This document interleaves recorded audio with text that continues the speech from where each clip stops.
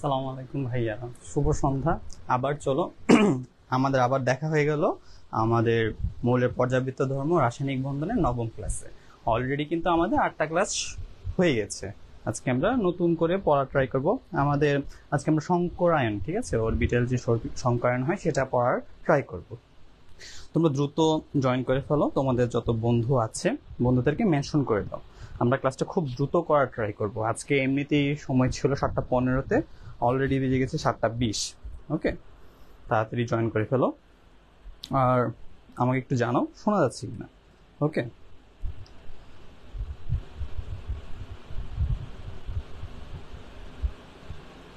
ঠিক আছে।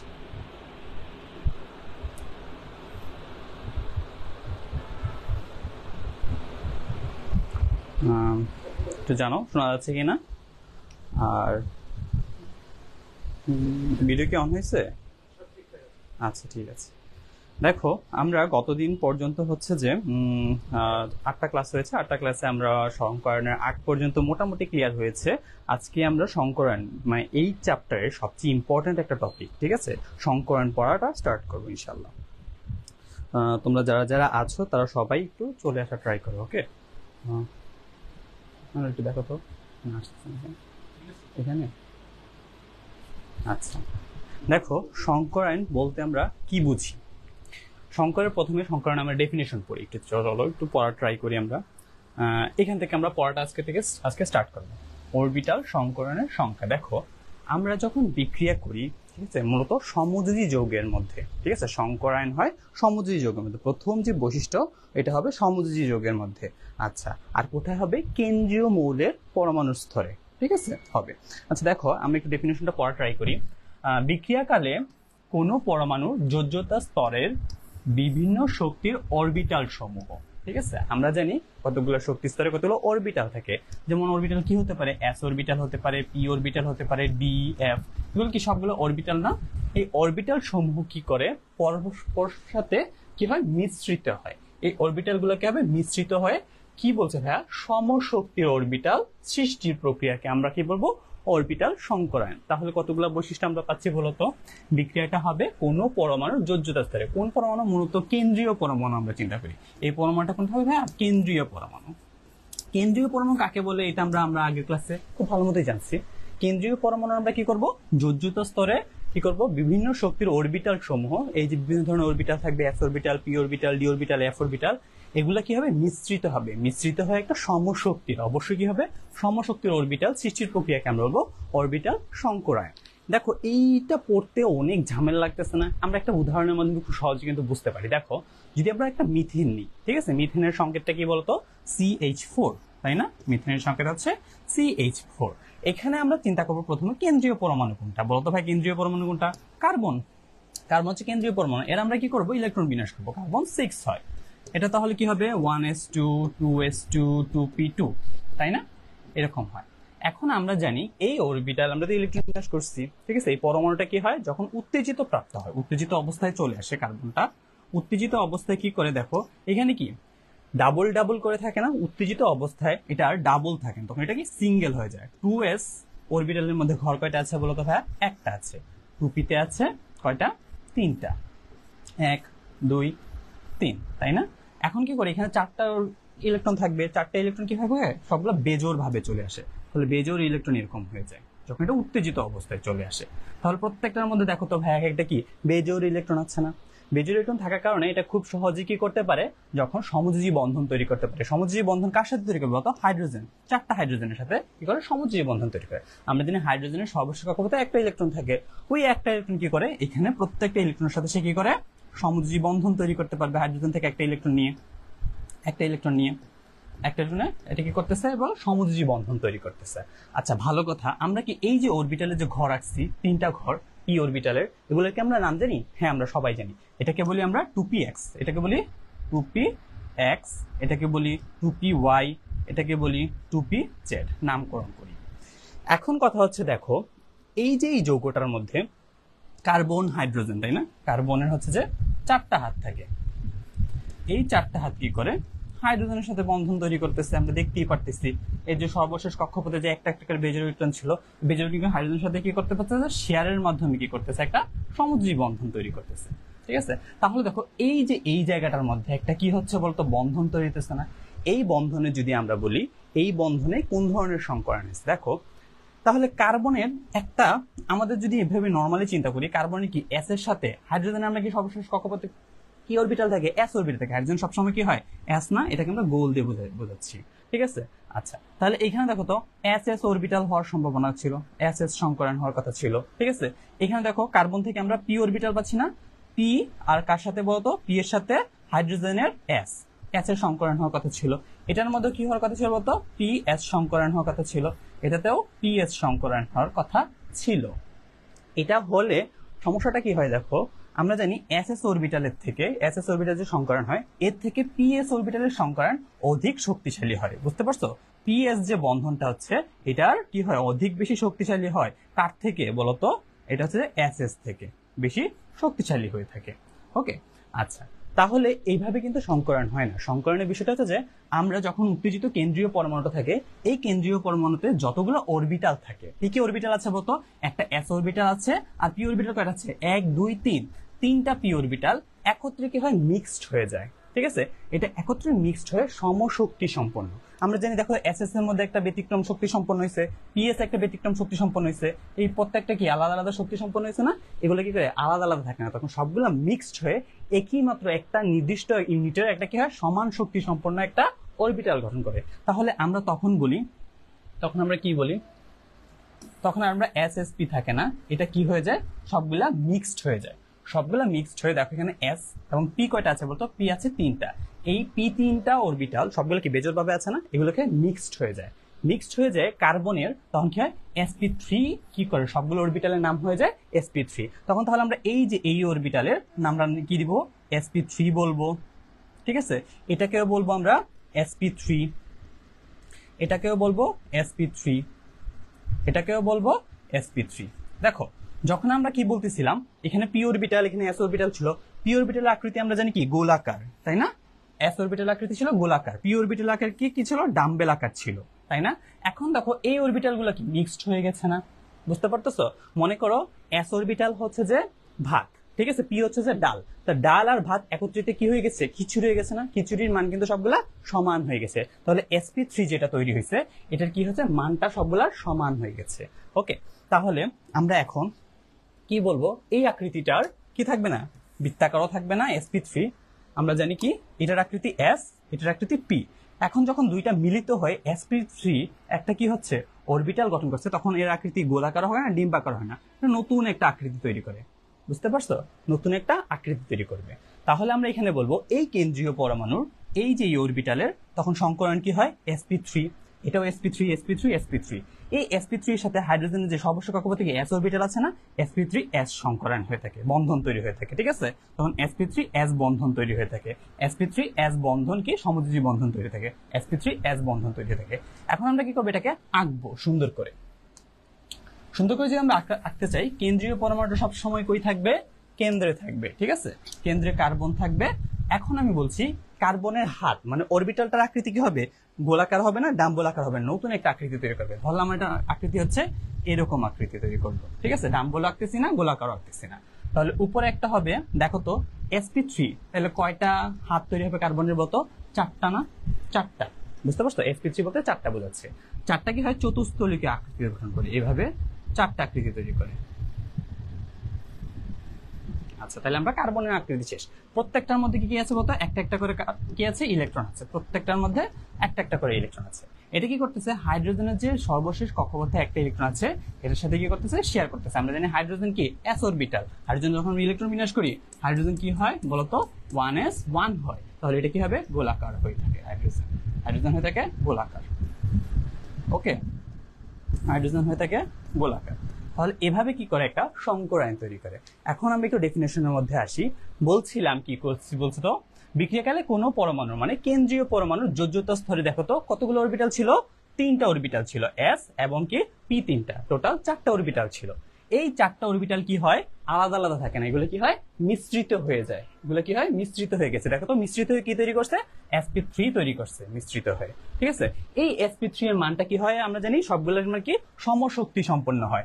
এর মানটাও যা হয়, মনে করো এটাও যদি 5 কিলো জুল হয়, এটাও 5 kilo joule, 5 kilo joule, 5 kilo joule, সমশক্তি সম্পন্ন কি হয়, অরবিটাল সৃষ্টি করে। এই যে এখানে একটা অরবিটাল সৃষ্টি হয়েছে, এখানে একটা অরবিটাল সৃষ্টি হয়েছে, কয়টা টোটাল অরবিটাল সৃষ্টি হয়েছে, 4টা অরবিটাল সৃষ্টি হয়েছে।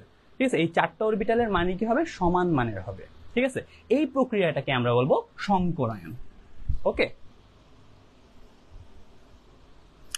নমস্কার ভাইয়া, ঠিক আছে, তোমরা তাড়াতাড়ি জয়েন করে ফেলো। হ্যাঁ, আচ্ছা, এখন আমরা কি করবো, এই সংকরায়নের আমরা কি বৈশিষ্ট্যের মধ্যে একটু চাই, চলো আস্তে আস্তে আগাই, সবগুলো এগুলো ক্লিয়ার হয়ে যাবে, এগুলো আবার আমরা রিপিট করবো। ঠিক আছে, কোনো ভয়ের কিছু নেই। এখন অরবিটাল সংকরণের আমরা যদি সংক্ষেপ করতে চাই, কি কি আমরা বৈশিষ্ট্য পাবো, দেখো শুধুমাত্র একক বিচ্ছিন্ন পরমাণুর কি হয়, অরবিটাল সংকরায়ন হয়। একক বিচ্ছিন্ন পরমাণু আমরা কি বলছিলাম, কার্বন কি একক বিচ্ছিন্ন পরমাণু ছিল না, একটা মাত্র কার্বন ছিল। একটা কার্বনের কি হয়, 4টা যে অরবিটাল ছিল s এবং 3টা p, এই 3টা p একত্রিত হয় কি হচ্ছে বলতো, সংকরায়ন হয়েছে, এরকম একটা সংকরায়ন হয়েছে। বুঝতে পারছো, একক অরবিটালে। আচ্ছা, তারপর একই শক্তি স্তরে প্রায় সমশক্তি সম্পূর্ণ অরবিটাল সমূহের সংকরণে অংশগ্রহণ করে। ঠিক আছে, এখানে হচ্ছে যে s এবং p দুইটাই কি হয়, 3টা কি হয়, একত্রিত হয় sp3 সমশক্তি সম্পন্ন কি হয়, অরবিটাল তৈরি করছে 3টা। ওকে, 4টা সরি। আচ্ছা, সংকরণে যতগুলো অরবিটাল অংশগ্রহণ করে ঠিক ততটি সমশক্তি সম্পন্ন সংকর অরবিটাল সৃষ্টি হয়। দেখো ওখানে কয়টা ছিল অরবিটাল, বলছি যতটি, কি বলছে বলতো, যতগুলো অরবিটাল থাকে। এখন বলতো এই যে কার্বনে কয়টা অরবিটাল ছিল বলতো, অরবিটাল ছিল একটা s এবং p ছিল কয়টা বলতো ভাইয়া, p ছিল 3টা, একটু আগে দেখাইছি, p ছিল 3টা। এই দেখো s একটা ছিল, p ছিল 3টা, এই 3টা কি হবে বলতো, একত্র হয়ে, ঠিক আছে, কি বলছে, এই 3টা কি হবে, 3টা, তাহলে আমরা এখানে 4টা অরবিটাল পাচ্ছি, বুঝছো, 4টা অরবিটাল অংশগ্রহণ করবে। 4টা অরবিটাল অংশ করে কি তৈরি করছে বলতো, sp3 সমশক্তি সম্পূর্ণ, কতটি, কয়টা বলতো, 4টা মিলে sp3 তৈরি করছে। যদি 3টা থাকতো, 3টা থাকলে কয়টা হইতো, sp2 হইতো, 2টা থাকলে sp হইতো। বুঝতে পারছো, যতগুলা অরবিটাল থাকবে ততগুলা সমশক্তির কি হবে, সে অরবিটাল সৃষ্টি করবে। ওকে, আচ্ছা আচ্ছা, এখন হচ্ছে সংকরণের ফলে সৃষ্ট অরবিটাল সমূহের শক্তি সমান হবে। ঠিক আছে, এই যে sp3 সবগুলো শক্তি হবে সমান হবে এবং তাদের মধ্যে বিকর্ষণ করে সমান কৌণিক দূরত্ব সৃষ্টি করবে। এটা একটা খুব ইম্পর্টেন্ট বিষয়। দেখো প্রত্যেকটা যে অরবিটাল তৈরি করছে এখানে, ঠিক আছে, সংকর অরবিটাল তৈরি করছে, সবগুলো কি মান কি শক্তি সমান কি হবে, সমান হবে না, এরও 5 kilo joule, 5 kilo joule, 5 kilo joule, 5 kilo joule, সবগুলো যদি সমান হয় তাহলে সমানভাবে কি করবে, বিকর্ষণ করবে। এই অরবিটালকে যেই কোণে বিকর্ষণ করবে, এই অরবিটালকে সেই কোণে বিকর্ষণ করবে, আবার এটা তার পাশের অরবিটালকে একই কোণে কি করবে, বিকর্ষণ করবে। বিকর্ষণের মান কি হবে, সমান হবে। এখন বিকর্ষণের মান যদি সমান হয়, ঠিক আছে, যদি বিকর্ষণ মান সমান হয় তাহলে কি হবে বলতো, এদের যে কৌণিক দূরত্ব, প্রত্যেকটা বন্ধনের যে কৌণিক দূরত্ব কি হবে, সমান হবে। তাহলে কৌণিক দূরত্ব কি হবে বলতো, কৌণিক দূরত্ব বা কৌণিক মানটা কি হবে, সমান হবে। ঠিক আছে, এই দেখো এখানে sp3, এটাও sp3 ছিল, এটাও sp3 ছিল, প্রত্যেকটার কি হবে, সমশক্তি সম্পন্ন ছিল বলে এদের যে কৌণিক দূরত্ব কি হবে, কৌণিক মানটা সমান হবে। কৌণিক মানটা কত হয় জানো, এটা চতুস্থলিক আকৃতি নেয় এবং এটার মানটা হয় 109.5 ডিগ্রি হয়। 109, এটারও 109.5, এটাও 109.5, এটাও, সবগুলা কি হয়, সবগুলার মানে সমান হয়। ঠিক আছে, এটাই বলছে। আচ্ছা, সমশক্তি হওয়ার সময় সবগুলা কোণের মান কি হয়, সমান হয়ে থাকে। আচ্ছা, আরেকটা হচ্ছে সংকরের প্রকৃতি থেকে অনুর আকৃতি, অনুর মধ্যবর্তী বন্ধন কোণ সম্পর্কে ধারণা করা সম্ভব। একটু বলছি, দুইটাই সমান বিকর্ষণ করতেছে, তার দূরত্ব প্রত্যেকটার কি বন্ধনের দূরত্ব সমান হবে এবং এদের কি একটা কৌণিক আমরা দূরত্ব মাপতে পারবো, এটা ধারণা পাইতে পারি। ঠিক আছে, 5 নম্বরে কি বলছি একটু দেখি, একটু আগাই। আচ্ছা, সংকর অরবিটাল সমূহ বিশুদ্ধ পারমাণবিক অরবিটাল অপেক্ষা ভিন্ন পরমাণুর অরবিটাল, আচ্ছা, সংকর অরবিটাল সমূহ, ঠিক আছে, বিশুদ্ধ পারমাণবিক অরবিটাল অপেক্ষা ভিন্ন পরমাণুর অরবিটাল সমূহের সাথে অধিকতর অধিক্রমণ হতে পারে। একটু আগে তোমার দেখাইছি, যখন এস বন্ধন তৈরি হয়, এর থেকে এস এর সাথে যখন পি, ঠিক আছে, বা পি তৈরি হয়, এর বন্ধন কি হবে, এর বন্ধন শক্তিটা হবে বেশি হবে। আমি একটু আগে তোমাদেরকে দেখাইছি, ঠিক আছে, এটা হবে বেশি, ঠিক আছে, বন্ধন শক্তিটা হবে বেশি। আচ্ছা, অরবিটালের সংকরণ ঘটে ইলেকট্রনের নয়। আচ্ছা, এখন কথা হচ্ছে যে দেখো এখানে যখন একটা দুইটা, মনে করো এটা কার্বন, এখানে হাইড্রোজেন আছে, এখানে ইলেকট্রন আছে, একটা ইলেকট্রন শেয়ারের মাধ্যমে আছে, তাই না? এখানে কি হয়, কার্বনের যে 4টা অরবিটাল থাকে, এই 4টা অরবিটালের কি হয়, মিক্সড হয় একই সমশক্তি সম্পন্ন হয়, কিন্তু এর মধ্যে যে ইলেকট্রনগুলো থাকে এই ইলেকট্রনের কিন্তু কি হয় না, মিক্সড হয় না, শুধুমাত্র অরবিটালের মিক্সড হয়, এটাই বলা হচ্ছে। ঠিক আছে, ইলেকট্রনের কি হয় না বলতো, সংকরণ ঘটে না। প্রত্যেক সংকর অরবিটালে বিপরীত স্পিনে 2টি করে ইলেকট্রন থাকে। ঠিক আছে, দেখো এখন কার্বনের মধ্যে যদি মনে করো ঘড়ির কাঁটার দিকে ইলেকট্রন থাকে, ঠিক আছে, তাহলে হাইড্রোজেন কি হবে, ঘড়ির কাঁটার বিপরীত দিকে ইলেকট্রন থাকবে, আমাদের এইভাবে কি হয়, সমযোজী বন্ধন তৈরি হবে। ঠিক আছে, এভাবে হবে। এটা হচ্ছে ব্যাখ্যা। ঠিক আছে, তেমন ইম্পর্টেন্ট কিছু না, আরো পড়া অনেক কঠিন পড়া আছে, আমরা একটু আগাই। দেখো কতগুলা অরবিটাল আমাদের মানে ক্লাসিফিকেশন জানতে হবে। ঠিক আছে, কত ধরনের অরবিটাল হতে পারে, দেখো sp3, sp2, sp, sp3d, sp2d, sp3d এগুলা হতে পারে। এখন এগুলার কতগুলা বিশুদ্ধ আকৃতি হবে। ঠিক আছে, পরে এগুলো বিকৃতি হয়, বিকৃতিগুলো আমরা এক্সেপশনগুলো পরে পড়বো। আগে আমরা আসল মানগুলো দেখো। যখন এটা কি হবে, sp3 হবে, বলতো sp3 হলে তাদের মধ্যে বন্ধন সংকরায়ন সংখ্যা কত হবে বলতো, 4 হবে। মানে s আছে কয়টা, একটা, p আছে 3টা, তাহলে এর সংকর মান, ঠিক আছে, কত হবে, সংকর মান হবে 4। মানে এটা কি হবে, 4টা হাত তৈরি করবে, 4টা কি করবে, সে হাত তৈরি করবে অন্য একটা বন্ধন তৈরি করার জন্য। ওকে, আচ্ছা, যেহেতু দেখো এই যে আমরা মিথেনের একটা উদাহরণ নিতে পারি, এই মিথেন কি হবে, sp3 হবে। এই যে মিথেনটা sp3 কিভাবে বের করবো এটা আমরা দেখাই দিব পরে। ঠিক আছে, মিথেনটা তাহলে আকৃতি কিভাবে বলতো, কার্বনে বলা হচ্ছে বলতো সংকর মান কত হবে, সংকর মান 4 হবে। তার মানে এই কার্বনের কয়টা হাত হবে বলতো, কার্বনের 4টা হাত হবে। 4টা হাত হলে আমরা জানি 4টা হাত হলে এর আকৃতি হবে চতুস্থলকীয় হবে, 4 কোণাকার হবে। এর মানে হচ্ছে আদর্শ আকৃতি হবে চতুস্থলকীয়। কিছু কিছু কারণে যখন এখানে কি হবে, কিছু কিছু মৌলের ক্ষেত্রে কি হয় বলতো, কিছু কিছু মৌলে মুক্তজোড়ী ইলেকট্রন থাকে, তখন এর আকৃতিটা বিকৃতি ঘটে। বিকৃতি কিভাবে হয় পরে আমরা পড়বো, কিন্তু আসল কি আকৃতি হয় বলতো, চতুস্থলকীয় হবে। আমরা বলবো sp3 মানে কি হয় বলতো, চতুস্থলকীয় হবে। ওকে, আচ্ছা, যদি আমরা sp2 তাহলে সংকর মান কত বলতো, 3 মানে কি 3 কোণা। ঠিক আছে, এখানে একটা কেন্দ্রে একটা পরমাণু থাকবে, এর কি হবে 3 কোণায় 3টা হাত তৈরি হবে। ঠিক আছে, তাহলে sp2 হবে কি বলতো, এটা সমতলীয় ত্রিভুজাকার হবে। দেখেই বোঝা যাচ্ছে, আমরা সংকর মান দিয়ে চিন্তা করবো। তারপর দেখো sp বলতে কি 2টা না, সংকর মান কত বলতো, একটা s একটা p, তাহলে 2টা, সংকর মান কত 2। সংকর মানটা এরকম 2 হলে এটা কি হবে, এরকম বন্ধন তৈরি করবে। ঠিক আছে, যেমন কার্বন ডাইঅক্সাইড যেটা তৈরি করে। ঠিক আছে, যাই হোক, ওকে, তাহলে এটা কি হবে বলতো, যখন 2 হবে তখন এটা হবে সরল রৈখিক গঠন হবে। ঠিক আছে, সরল রৈখিক গঠন হবে। একটু মুছি। এখন প্রত্যেকটার আমাদের বন্ধন কোণগুলো একটু মনে রাখা উচিত। ঠিক আছে, প্রত্যেকটার কি আদর্শ যে মানগুলো আছে প্রত্যেকটার বন্ধন কোণ মনে রাখা উচিত। যখন দেখো এটা কি হচ্ছে, sp3 হচ্ছে, তার কি হচ্ছে সংকর মান 4। ঠিক আছে, এবং এর আকৃতি হচ্ছে চতুস্থলকীয় গঠন হচ্ছে, তখন এর প্রত্যেকটা কোণ, বন্ধন কোণ তো বুঝছো, প্রত্যেকটা বন্ধন, এখানে একটা বন্ধন থেকে আরেকটা বন্ধনের কৌণিক যে দূরত্ব সেটা হবে 109.5 ডিগ্রি হবে। ঠিক আছে, যখন এটা কি হবে, সমতলীয় ত্রিভুজাকার হবে, তখন এটা হবে 120 ডিগ্রি। 120 ডিগ্রি। যখন সরলরৈখিক হবে তখন এটা হবে 180 ডিগ্রি। ঠিক আছে, যেমন কার্বন ডাইঅক্সাইডের। ঠিক আছে, দুই পাশে কি হবে বলতো, এটার দূরত্ব 180 ডিগ্রি হবে, এটাও কি হবে 180 ডিগ্রি হবে, বন্ধন দূরত্ব কত হবে, 180 ডিগ্রি। ওকে, এইটুকু আমরা মনে রাখবো। ওকে, এরপর দেখো আমরা এটা জাস্ট এখন মনে রাখবো, sp3 sp2d। দেখো sp2d, এটা দেখো তো বন্ধন সংখ্যা কত হবে, সংকরণ সংখ্যা কত হবে, সংকর সংখ্যা দেখো, একটা s দুইটা 3 আর একটা 4, তাহলে 4 না, বুঝতে পারছো? যখন এটা sp3 ছিল তখন এটা আমরা চতুস্থলকীয় বলছি। যখন এটা 4, ঠিক আছে, সংকরণ সংখ্যা 4 এবং এটা sp3d এর মধ্যে চলে গেছে, তখন এর এটা কি হবে, বর্গাকার হবে, এর আকৃতি কি হবে, বর্গাকার হবে। বুঝতে পারছো? বর্গাকার আমরা বুঝি মানে এখানে কেন্দ্রীয় পরমাণু একটা থাকবে, এর পরবর্তীতে যেইগুলো থাকবে, ঠিক আছে, ডি থাকলে সি হবে না, তো অন্য একটা মনে করো এম দিলাম, যে কোনো একটা মূল্য হইতে পারে।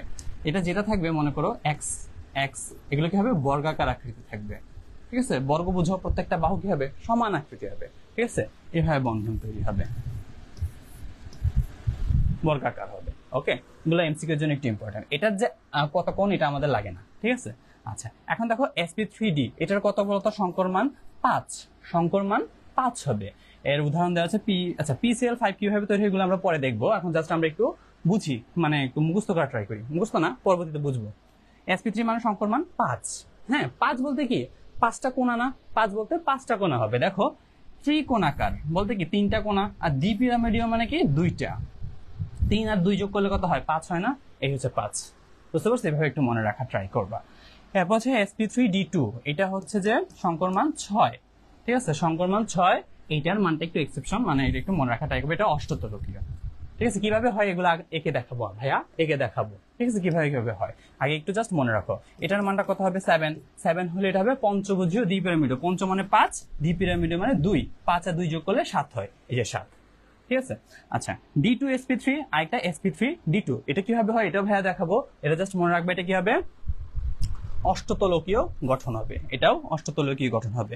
3 4 5 6। ঠিক আছে, যেহেতু 6 6 6 মানে কি হবে, এটা কি হবে অষ্টতলকীয় গঠন হবে। এগুলো আমরা একে দেখাবো। এখন কথা হচ্ছে যে দেখো আমরা প্রথমে একটু পড়া ট্রাই করি কিভাবে এটাকে আমরা sp3 বের করব, এটা কিভাবে হচ্ছে sp2, এটা আমরা কিভাবে বের করতে পারি এটা একটু আমরা জানার ট্রাই করি। ওকে, দেখো তোমরা একটু আগাও, এখানে তোমাদের বইয়ের মধ্যে উল্টাপাল্টা করে দেওয়া আছে, আমরা সিরিয়ালে আসবো, sp3 কিভাবে হয় এগুলো পরে পড়া যাবে, কিন্তু আগে কি করবে একটু আগাও, তোমরা কিভাবে তৈরি হয়েছে এটা একটু বোঝার ট্রাই করো। আগাও, এখানে না, বন্ধন কোণ পড়বো, সবই পড়বো। ওকে, এখানে চলে আসো তোমরা 3.328 পেজে 3.10.1 যেটা আছে সেটা একটু বের করা ট্রাই করো। তোমাদের কি সমস্যা হচ্ছে? আচ্ছা দেখো, আমরা একটা সমযোজী যৌগের মধ্যে সংকরায়ন কিভাবে বের করব, ঠিক আছে, সংকরের অবস্থা কিভাবে নির্ণয় করবো সেটা বের করার ট্রাই করব। আচ্ছা দেখো আমরা কি করব, আমরা দেখো sp3 বলতেছি, sp2 বলতেছি, এগুলা বের করার জন্য সংকর মানটা বের করা উচিত না? মনে করো যখন সংকর মান আমরা বলবো 4, তখন মানটা সংকরণ কি হবে sp3, যখন সংকর মান 3 তখন কি হবে sp2। ঠিক আছে, তাহলে আমাদের প্রধান কাজ কি বলতো, সংকর মানটা বের করার ট্রাই করব। এই সংকর মান বের করার একটা সূত্র আছে। ঠিক আছে, দেখো সূত্রটা কি, এই সূত্রটা হচ্ছে যে আমরা সংকর মান h ইজ ইকুয়াল টু লিখবো। ঠিক আছে, সংকর মান h বের করার নিয়ম হচ্ছে যে হাফ ইন্টু, আচ্ছা এই যে এইটার ফর্মুলা, ঠিক আছে, half into V plus X minus C plus A. ঠিক আছে, এটা হচ্ছে সূত্র। এখন কথা হচ্ছে ভাইয়া তাহলে ভিটা কি? ঠিক আছে, ভিটা মনে রাখবা কেন্দ্রীয় পরমাণু। ঠিক আছে, কেন্দ্রীয় পরমাণু কাকে বলি? আমরা জানি প্রত্যেকটা যৌগের মধ্যে একটা পরমাণু থাকে যাকে কেন্দ্র করে কি অন্যান্য মৌলগুলা কি থাকে, তাকে আবদ্ধ করে রাখে, তাকে সংযোগ রক্ষা করে। ঠিক আছে, সেটাকে আমরা কি বলবো কেন্দ্রীয় পরমাণু। মিথেনের মধ্যে কেন্দ্রীয় পরমাণু কি কার্বন। তুমি এইভাবে বের করতে পারো কেন্দ্রীয় পরমাণু বের করবো কিভাবে, যখন মানে একটা মাত্র পরমাণু থাকবে যৌগের মধ্যে, সেটাই হচ্ছে যে কেন্দ্রীয় পরমাণু। ঠিক আছে, কেন্দ্রীয় পরমাণু কিভাবে বের করতে হয় আমরা বুঝলাম, আরো অনেকগুলো নিয়ম আছে ভাইয়া দেখাবো। ওকে, তাহলে আমরা কি করব, এই যে কেন্দ্রীয় পরমাণু যেটা থাকবে সেটা হচ্ছে যে আমরা যোজ্যত স্তরে থাকা ইলেকট্রন সংখ্যা বের করব। এখন যোজ্যত স্তরে ইলেকট্রন সংখ্যা বের করে কিভাবে জানো, মনে করবো আমরা ইলেকট্রন বিন্যাস করব কেন্দ্রীয় পরমাণুর, তার সর্বশেষ ইলেকট্রনে মানে সর্বশেষ শক্তি স্তরে যতগুলো ইলেকট্রন থাকবে তার কি হবে এই ভি এর মান। ওকে, সেটা হবে তার ভি এর মান। এখন দেখো আমরা যদি মিথেনের কথা চিন্তা করি, মিথেনের মধ্যে কি কার্বন আছে না, CH4। এখান থেকে চিন্তা করতে হবে প্রথমে কেন্দ্রীয় পরমাণু কোনটা। কেন্দ্রীয় পরমাণু হচ্ছে যে এই যে কার্বনটা হচ্ছে কেন্দ্রীয় পরমাণু। এখানে যখন আমরা ইলেকট্রন বিন্যাস করব তখন আমরা 1s2 2s2 2p 2 পাই, তাই না? এখন বলতো সর্বশেষ শক্তি স্তর কোনটা বলতো, 2p 2s আর 2p না? তাহলে এটার মধ্যে কয়টা ইলেকট্রন আছে গুণত ভাইয়া, 2 আর 2, তাহলে 4টা না? ঠিক আছে, এর ইলেকট্রন সংখ্যা 4টা আছে। তাহলে আমরা বলবো এর সর্বশেষ চতুর্থ স্তরে ইলেকট্রন সংখ্যা কত হবে, 4। ঠিক আছে, এর ইলেকট্রন সংখ্যা হবে 4। ঠিক তেমনি যদি আমরা মনে করি নাইট্রোজেন যখন বের করতে চাই, নাইট্রোজেন হয় 7, তাই না?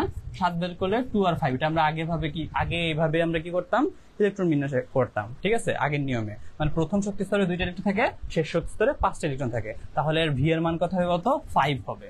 ঠিক আছে, নাইট্রোজেনের কথা হবে 5। এভাবে সবগুলো আমরা বের করতে পারবো, কিন্তু সালফারের হবে 6। ঠিক আছে, ইলেকট্রন বিন্যাস করে দেখবা এর সর্বশেষ শক্তি স্তরে কয়টা ইলেকট্রন থাকে, 6টা ইলেকট্রন থাকে। এভাবে আমরা ভি এর মানটা বের করব। ওকে, তাহলে ভি সম্পর্কে আমাদের আইডিয়া হয়ে গেছে মোটামুটি। এখন কথা হচ্ছে এই যে এক্সটা কি, এক্সটা মনে রাখবা কেন্দ্রীয় পরমাণু ছাড়া। ঠিক আছে, কেন্দ্রীয় পরমাণুর সাথে যেগুলা একযোজী কি পরমাণু থাকবে। একযোজী পরমাণু বুঝো, যাদের হচ্ছে যে জারণ মান 1 আর কি। ঠিক আছে, 1 মনে করো এই যে এখানে এখানে মিথেনের মধ্যে আমরা একযোজি পরমাণু কি বের করতে পারতেছি বলতো? মিথেনের মধ্যে আমরা দেখতেই পারতেছি হাইড্রোজেন আছে, তাই না? এই হাইড্রোজেন কিন্তু একযোজি, এর সর্বশেষ শক্তি স্তরে কয়টা ইলেকট্রন থাকে? একটা বেজোড় ইলেকট্রন থাকে। তাহলে এখানে কি হাইড্রোজেনটা কি একযোজি। ঠিক তেমনি ক্লোরিনের সর্বশেষে কি আমরা কি ক্লোরিনকে আমরা একযোজি বলি, ক্লোরিনকে একযোজি বলি, তাই না? এগুলো হচ্ছে যে একটা মাত্র হাত থাকে, একটা মাত্র বেজোড় ইলেকট্রন থাকে, তাহলে এগুলোকে আমরা কি বলবো? একযোজি বলবো। ঠিক আছে, তাইলে অক্সিজেনকে আমরা একযোজি বলবো না, অক্সিজেনের সর্বশেষ কথা দুইটা কিন্তু ইলেকট্রন থাকে। ঠিক আছে, অক্সিজেনের জার্মান মান কত? 2। ঠিক আছে, বুঝতে পারছো? তাহলে একযোজিটা আমাদের খেয়াল রাখতে হবে। এক হচ্ছে যে একযোজি পরমাণুর সংখ্যা। এখন বলো মিথেনের মধ্যে তাহলে আমরা কি মিথেনের মধ্যে হচ্ছে যে সংকর মানটা বের করতে চাচ্ছি, এইচ এর মান। ঠিক আছে, তাহলে বলো এখানে সূত্রের হাফ। ওকে, সূত্রের হাফ। এখন কার্বন, বলো এখানে কি কেন্দ্রীয় পরমাণু কোনটা? কার্বন না? কার্বনের তাহলে যোজ্যতা স্তরে ইলেকট্রন সংখ্যা কত বলো তো ভাইয়া? 4। যোজ্যতা স্তরে ইলেকট্রন সংখ্যা 4। ঠিক আছে, এরপর আমরা এক্স এর মানটা বসাবো। এক্স মানে কি? একযোজি পরমাণু। একযোজি পরমাণু কি বলো? এখানে হাইড্রোজেন, তাহলে একযোজি পরমাণু কয়টা আছে? 4টা আছে, তাহলে যোগ 4 দিব। এখন কথা হচ্ছে মাইনাস সি কি? আমরা কিছু কিছু মৌলের মধ্যে কি ক্যাটায়ন পাই না, অ্যানায়ন পাই না? ক্যাটায়ন পাই, অ্যানায়ন পাই। ঠিক আছে, যেমন NH4 প্লাস। ঠিক আছে, এটা একটা ক্যাটায়ন না? এখানে যে ক্যাটায়নের চার্জের সংখ্যা থাকবে সেটাই হচ্ছে যে সি এর মান। বুঝতে পারছো? যদি অ্যামোনিয়া বের করতাম তাহলে এখানে সি এর জায়গায় আমরা কি লিখতাম? 1 লিখতাম। ঠিক আছে, প্লাস। আচ্ছা, আর কি সূত্রের জন্য আমরা মাইনাস দিতাম? ওকে, আর নাইট্রোজেনের আমরা বলতো ভি এর মান কত? নাইট্রোজেনের ভি এর মান হচ্ছে 5। ওকে, আর যদি হাইড্রোজেন ধরি, হাইড্রোজেন কত বলতো? 5 প্লাস কয়টা আছে? একযোজি ইলেকট্রন কয়টা আছে? 4টা আছে। এটা বের করে দেখাই, দেখো এইচ এর মানটা কত হবে বলতো? হাফ। নাইট্রোজেনের হচ্ছে যে 5, সর্বশেষ কক্ষপথে 5টি ইলেকট্রন থাকে। যোগ একযোজি পরমাণু কয়টা আছে? হাইড্রোজেন একযোজি পরমাণু আমরা জানি, তাহলে কয়টা আছে? 4টা আছে। 5 যোগ 4 হবে। ঠিক আছে, এখন কি করব বলতো? Minus C. সি মানে কি? ক্যাটায়ন সংখ্যা না? সি হচ্ছে যে ক্যাটায়ন সংখ্যা। দেখো এখানে ক্যাটায়নের মান আছে কয়টা বলতো? একটা ক্যাটায়ন আছে, তাহলে আমরা -1 দিব। ঠিক আছে, আচ্ছা, আর এই হচ্ছে যে অ্যানায়নের সংখ্যা। এই হচ্ছে যে অ্যানায়নের সংখ্যা। বলতো এখানে কোনো অ্যানায়ন আছে? কোনো অ্যানায়ন নেই, তাহলে +0 দিব। ঠিক আছে, এখন আমরা একটু মিথেনটা দেখি বলতো। আচ্ছা, এটা শেষ করি, তাহলে এটা কথা হবে বলতো? হাফ ইন্টু, দেখো 4 থেকে 5 আর 4 যোগ করলে হচ্ছে যে 9 হয়, 9 থেকে 1 গেলে 8 হয়। ঠিক আছে, 8। তাহলে এটার সংকর মান কত হবে? 4। ঠিক আছে, সংকর মান হবে 4। আমরা জানি সংকর মান যদি 4 হয় তার জন্য কোন সংকরণ হবে? sp3 সংকরণ হবে। তার জন্য কি সংকরণ হবে? sp3 সংকরণ হবে। এখন আমরা মিথেনের ক্ষেত্রে আমরা সংকর মানটা বের করার ট্রাই করি। চলো, তাহলে প্রথমে হাফ দিলাম। কেন্দ্রীয় পরমাণুর যোজ্যতা স্তরে কয়টা ইলেকট্রন আছে? 4টা আছে। এবং আমরা জানি একযোজি এখানে পরমাণু কয়টা আছে? 4টা আছে। হাইড্রোজেন, এখানে কোনো ক্যাটায়ন নাই, কোনো অ্যানায়ন নাই। Cation 0, anion 0। ওকে, তাহলে সংখ্যা কি হবে বলতো? 4 আর 4 যোগ করলে 8 হয়। 8 কে হাফ করলে এটা 4 হবে। এরও কি হবে? sp3 হবে। বুঝতে কি পারছো? বুঝতে পারছো? sp3 হবে। আচ্ছা, ওই যে দেখো আমি কিন্তু তোমাদের একটু আগে দাগাই দিছি। sp হবে যে সরলরৈখিক গঠন, sp3 সমতলীয়, sp3 হবে চতুস্থলকীয়, এটা দিক অষ্টাতলকীয়, সবগুলো দাগাই দিছি, তাই না? এখন আমরা একটু ট্রাই করব। এখন আমরা কি সংকর মান বের করতে পারছি না? যদি আমরা সংকর মান বের করতে পারি তাহলে আমরা কি করব? সংকরায়নও আমরা বের করতে পারবো। একটু দেখবো আমরা পরবর্তীতে। আচ্ছা, এখন কথা হচ্ছে যে আমরা জানি কিছু কিছু পরমাণুর ক্ষেত্রে কি থাকে? মুক্তজোড় ইলেকট্রন থাকে। এই মুক্তজোড় ইলেকট্রনের বের করার সূত্রটা আমরা পাবো। 2 নম্বরে কি আছে বলতো? কিভাবে আমরা মুক্তজোড় ইলেকট্রন, এই 2 নম্বরে বলছে কিভাবে আমরা কি করব? নিঃসঙ্গ ইলেকট্রন জোড় বা মুক্ত ইলেকট্রন জোড়ার সংখ্যা বের করব। ঠিক আছে, মুক্ত ইলেকট্রন জোড়ার সংখ্যা বের করব। এটার জন্য একটা ফর্মুলা পড়বো, নিঃসঙ্গ ইলেকট্রন জোড় L = 2। ঠিক আছে, L = কি করব আমরা? ওই যে একটু আগে আমরা যে সংকর মানটা বের করছি না, এই সংকর মানটাকে আমরা কি করব? H লিখব, H - x - d। ঠিক আছে, এখানে ভাই x মানে কি? x হচ্ছে যে একযোজি পরমাণুর সংখ্যা। ঠিক আছে, ওই যে যৌগটা থাকবে এটা যে একযোজি পরমাণু থাকবে তার সংখ্যা, এবং d হচ্ছে দ্বিযোজি পরমাণুর সংখ্যা। ঠিক আছে, এটা আমরা কিভাবে বের করবো আমি একটু দেখাই। দেখো, মনে করো অ্যামোনিয়া, একটা যৌগ তোমাকে দিল অ্যামোনিয়া। ঠিক আছে, এই অ্যামোনিয়ার মধ্যে তোমাকে আমি বললাম বন্ধন জোড় বের করো, বন্ধন জোড় সংখ্যাটা বের করবো, অথবা বন্ধন জোড় বের করতেছে। এখন আমরা বন্ধন জোড় বের করার জন্য প্রথমে আগে কি বের করতে হবে? এইচ এর মান বের করতে হবে, মানে কি সংকর মানটা বের করতে হবে। তাহলে সংকর মান বের করার প্রথমে সংকর আস্তে আস্তে দেরি করি। অ্যামোনিয়া দিছে আমাকে, ঠিক আছে। এখানে আমাদের দেখতে হবে প্রথমে কি কেন্দ্রীয় পরমাণু কোনটা, জানি কেন্দ্রীয় পরমাণু হচ্ছে নাইট্রোজেন। নাইট্রোজেন কত হবে বলতো 7। নাইট্রোজেনের ভাই ইলেকট্রন বিন্যাস করবো 1s2 2s2 করে দেখবা, এটা হচ্ছে যে প্রথম শব্দ 2টা থাকে, শেষে হচ্ছে 5টা থাকে। আচ্ছা ওইভাবে দেখাই দিই, 1s2 2s2 2p3 এরকম হয়ে থাকে, ঠিক আছে। এরকম হয়ে থাকলে দেখো তো এর সর্বশেষ শব্দের কয়টা ইলেকট্রন আছে, 2 আর 3 কত 5 না, এই যে 5। তাহলে আমরা দেখতেছি এর কেন্দ্রীয় পরমাণুর H ভি এর মান কত বলতো 5 পেয়ে গেছি আমরা, ভি এর মান 5 পেয়ে গেছি, তাই না, 5 পেয়ে গেছি। এখন তাহলে আমরা জারণ মান বের করবো, H ইজ ইকুয়াল, জারণ মান বলতেছি, তাহলে আমরা এখন সংকর মানটা বের করবো। সংকর মান H is equal to V, আচ্ছা হাফ, সূত্রটা লিখি, ভি প্লাস একযোজি ইলেকট্রনকে এক্স দিয়ে দেখাইছিল ওরা যেটা দেখাইছিল সেটা একটু রাখার চেষ্টা করি, এক্স দিয়ে দেখাইছিল, ঠিক আছে। হ্যাঁ, তাহলে V plus X minus C cation সংখ্যা প্লাস এ অ্যানায়ন সংখ্যা, ঠিক আছে। ক্যাটায়ন সংখ্যা অ্যানায়ন সংখ্যা বের করে একটু ট্রাই করে দেখো তো কি হবে। হাফ, ভি এর মান কত 5, ভি এর মান 5 যোগ, এখন বলে এক্স মানে কি একযোজি ইলেকট্রন, একযোজি কি পরমাণু। দেখো তো এখানে আমরা কেন্দ্রীয় পরমাণু তো বের করে ফেলছি, লিখে ফেলছি। এখন এখানে পাশে কি পরমাণু আছে, হাইড্রোজেন আছে। এই হাইড্রোজেন কি আমরা জানি একযোজি না, হাইড্রোজেন হচ্ছে একযোজি, ঠিক আছে। তাহলে হাইড্রোজেন একযোজি কয়টা আছে বলতো 3টা আছে, তাহলে এক্স এর মান আমরা 3 দিব। দেখো ক্যাটায়নও নাই, কোনো অ্যানায়নও নাই, 0, ঠিক আছে। দেখো কোনো ক্যাটায়ন আয়ন আছে, কোনো চার্জ নাই, তাহলে আমরা লিখে যখন কি সংকর মান 4 হয় তখন সংকরণ হবে sp3 হবে, এর সংকর মানটা কি হবে sp3। আচ্ছা তাহলে আমাদের সংকর মান কি হবে, সংকরণ কি হচ্ছে sp3 পেয়ে গেছি। এখন আমি তোমাকে বলছি কি বলতো, এখান থেকে আমাদের কি বের করতে হবে বলতো, এখান থেকে আমাদের বের করতে হবে মুক্ত জোড় ইলেকট্রন সংখ্যা, ঠিক আছে, মুক্ত জোড় ইলেকট্রন। তাহলে মুক্ত জোড় ইলেকট্রনের সংখ্যা আমরা ফর্মুলা ইউজ করি, এল, মুক্ত জোড় ইলেকট্রন এল এর মান কি করব এইচ, এইচ এর মান কত পাইছি বলতো, এইচ এর মান পাচ্ছি আমরা 4, তাহলে 4 লিখবো, 4 মাইনাস এক্স কি বলতো একযোজি পরমাণুর সংখ্যা বলো। এখানে আমরা কি দিছিলাম, অ্যামোনিয়া দিছিলাম, অ্যামোনিয়ার মধ্যে একযোজি কি হাইড্রোজেন আছে, কয়টা আছে 3টা আছে, তাহলে 3 মাইনাস করব, মাইনাস ডি, ডি হচ্ছে যে ভাইয়া দ্বিযোজি পরমাণুর সংখ্যা।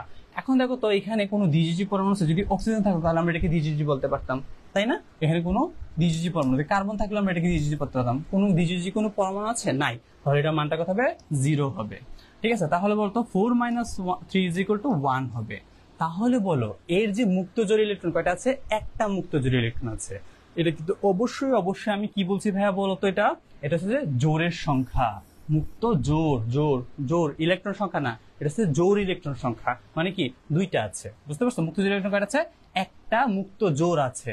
তাহলে এটা সর্বশেষ কক্ষপথে আমরা কয়টা বলতো, 2টা কি বলতো মুক্ত জোড়, আমরা কি ইলেকট্রন পাবো, 2টা কি পাবো মুক্ত জোড় ইলেকট্রন পাবো, 2টা ইলেকট্রন পাবো, ঠিক আছে। 2টা ইলেকট্রন মানে কি একটা মুক্ত জোড় ইলেকট্রন পাবো। এটা যদি আমরা আঁকতে চাই, ঠিক আছে, অ্যামোনিয়া, মনে করো আমরা অ্যামোনিয়া আঁকবো, অ্যামোনিয়ার আকৃতিটা আমরা তাহলে কি হবে বলতো, আমরা জানি নাইট্রোজেন হবে এখানে, ঠিক আছে। আচ্ছা এটার আকৃতি একটু বিকৃতি হয় কারণ এখানে মুক্ত জোড় ইলেকট্রন থাকে, এখানে বিকৃতির একটা পর্বতে আমরা আলোচনা করতেছি। এটার আকৃতি এরকম হয়, দেখো এভাবে নাইট্রোজেন হাইড্রোজেনের সাথে বন্ধন তৈরি করে, এভাবে এটা হচ্ছে ত্রিভুজাকার তৈরি হয়। হ্যাঁ, আর কি বলছি বলতো, কয়টা মুক্তজোট থাকে, একটা মুক্তজোট থাকে, তাহলে উপরে কি হবে একটা মুক্তজোট থাকবে, বুঝতে কি পারছো, উপরে একটা মুক্তজোট থেকে যাচ্ছে। এভাবে আমরা কি করি, এল এর মানটা বের করি। তাহলে কিভাবে আমরা এইচ এর মান হচ্ছে সংকর মান বের করব, এবং কিভাবে আমরা কি মুক্তজোড়ের মান বের করতে পারবো না। এখন আমরা এক্সারসাইজে চলে যাই, চলো দেখো এক্সারসাইজ শুরু করে দেবো এখনই। দেখো আমরা এগুলো দেখার দরকার নেই এখানে কি কি আছে, ঠিক আছে, আমরা জাস্ট আগাইতে থাকি। দেখো এখানে কি আছে বলতো, মিথেনের মধ্যে আমরা কি এইচ এর মানটা বের করতে পারবো না, আগেই দেখাইছি। এখানে এইচ এর ভি এর মান কত হবে 4, আমরা জানি সর্বশেষ কার্বন, এখানে কি বলতো কেন্দ্রীয় পরমাণু কোনটা, কার্বন কেন্দ্রীয় পরমাণুর সর্বশেষ কক্ষপথে কয়টা ইলেকট্রন থাকে, 4টা ইলেকট্রন থাকে। আর এখানে আমরা দেখছি একযোজি কি আছে, হাইড্রোজেন আছে, কয়টা আছে 4টা আছে, কত হবে 4 হবে। এখন আমরা বলো 4 এর জন্য এর সংকরণ কত হবে, sp3 হবে, 4 এর জন্য সংকরণ কত হবে sp3। এখন আমরা দেখবো এটার মধ্যে মুক্ত জোড় আছে কিনা, মুক্ত জোড়ে বের করার জন্য আমরা এল করব, এল is equal to H, H এর মান কত ছিল বলতো, এইচ এর মান 4 ছিল, এই যে 4 লিখলাম, ঠিক আছে। 4 এর পরে কি আমরা কি করবো, একযোজি, ঠিক আছে, একযোজি পরমাণু। দেখো তো এখানে একযোজি পরমাণু কয়টা আছে, 4টা আছে, একযোজি পরমাণু হাইড্রোজেন কয়টা আছে, 4টা আছে, এই যে 4 মাইনাস করে দিলাম, কোনো দ্বিযোজী পরমাণু আছে, কোনো দ্বিযোজী পরমাণু, তাহলে এটা 0 হবে। তাহলে 4 - 4 = 0। তাহলে আমরা বলবো মিথেনের মধ্যে কোনো কি থাকে না, মিথেনের মধ্যে কোনো মুক্তজোড় ইলেকট্রন থাকে না। ঠিক আছে, এখন মুক্তজোড় ইলেকট্রন না থাকার কারণে এর আকৃতি কি হবে, এই যে প্রধান যে আকৃতি sp3 আকৃতি কি হওয়ার কথা ছিল, চতুস্থলকী হওয়ার কথা ছিল, এর আকৃতি কি হবে, চতুস্থলকী হবে।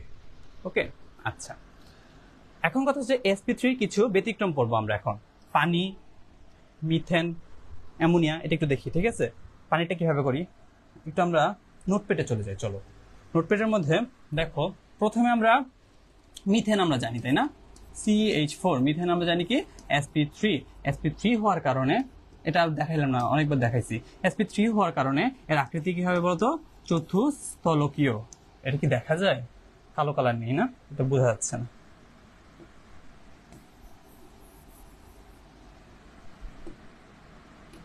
আচ্ছা, কালো নিচ্ছি, দেখো। প্রথমে আমরা দিব CH4 এ হয় কোন সংকরায়ন, sp3 সংকরায়ন হয়, এবং এর মধ্যে কোনো L এর মান কত হয়, 0 হয়, কোনো মুক্তজোড় ইলেকট্রন থাকে না। L এর মান 0 হয়, মুক্তজোড় ইলেকট্রন না থাকার কারণে এর আকৃতি কি হয়, কোনো বিকৃতি হয় না। বিকৃতি না হয় এর আকৃতি কি হবে বলতো, চতুস্থলকী হবে। চতুস্থলকীয়, জানি চতুস্থলকীয় আকৃতির বন্ধন কোণের মান কত, 109.5 ডিগ্রি। 109.5 ডিগ্রি। এরপর চলে আসো আমরা মিথেনেরটা দেখব। ঠিক আছে, মিথেনের আমরা কি করব বলতো, এখানে আমরা সংকর মানটা বের করার ট্রাই করব। প্রথমে সংকর মান, এইচ এর মান, এইচটা বের করার ট্রাই করি। আমরা জানি এইচ এর জন্য কি হবে, ফর্মুলার হাফ দিলাম। ঠিক আছে, এখন কি করবো, কেন্দ্রীয় পরমাণু সর্বশেষ কক্ষপথে জয়টা ইলেকট্রন থাকে। কেন্দ্রীয় পরমাণু কোনটা বলতো, নাইট্রোজেন। নাইট্রোজেনের সর্বশেষ কক্ষপথে কয়টা ইলেকট্রন আছে, 5টা ইলেকট্রন আছে। কয়টা ইলেকট্রন আছে, 5টা আছে। 5 যোগ কি করবো বলতো, এখানে একযোজী কয়টা পরমাণু আছে বলতো, একযোজী পরমাণু হাইড্রোজেন কয়টা আছে, 3টা আছে। তাহলে 3 যোগ করে দিব। কোনো ক্যাটায়ন আছে বলতো, কোনো ক্যাটায়ন নাই, -0। কোনো অ্যানায়ন আছে, কোনো অ্যানায়ন নাই, 0 হবে।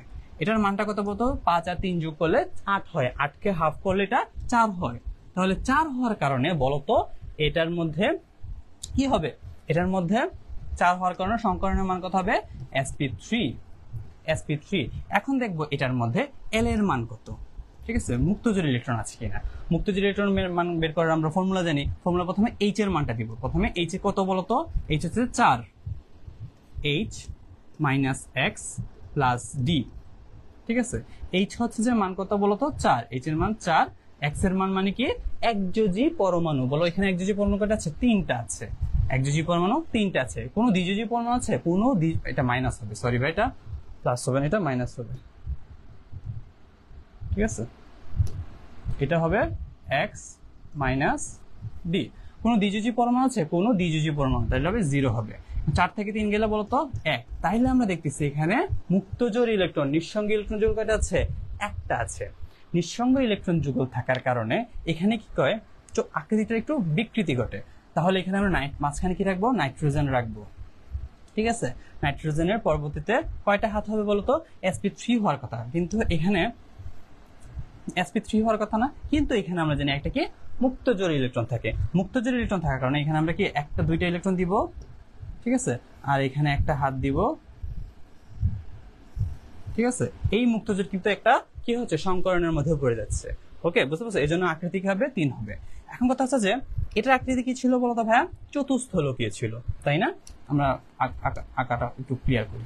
এখানে হাইড্রোজেন আছে, এখানে হাইড্রোজেন আছে।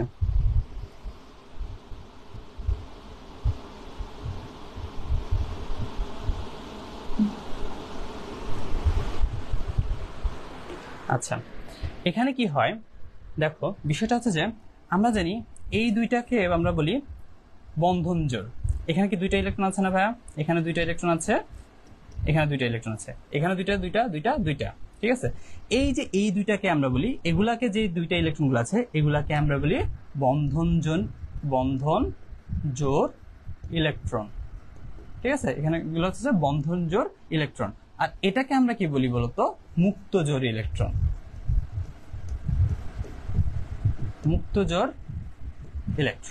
ওকে, মুক্তজোড় ইলেকট্রন। এখন মুক্তজোড় ইলেকট্রন থাকার কারণে আমরা জানি বন্ধন জোড়ও একত্রে কি করে, বিকর্ষণ করে, আবার মুক্ত জোর বন্ধন জোরকে বিকর্ষণ করে।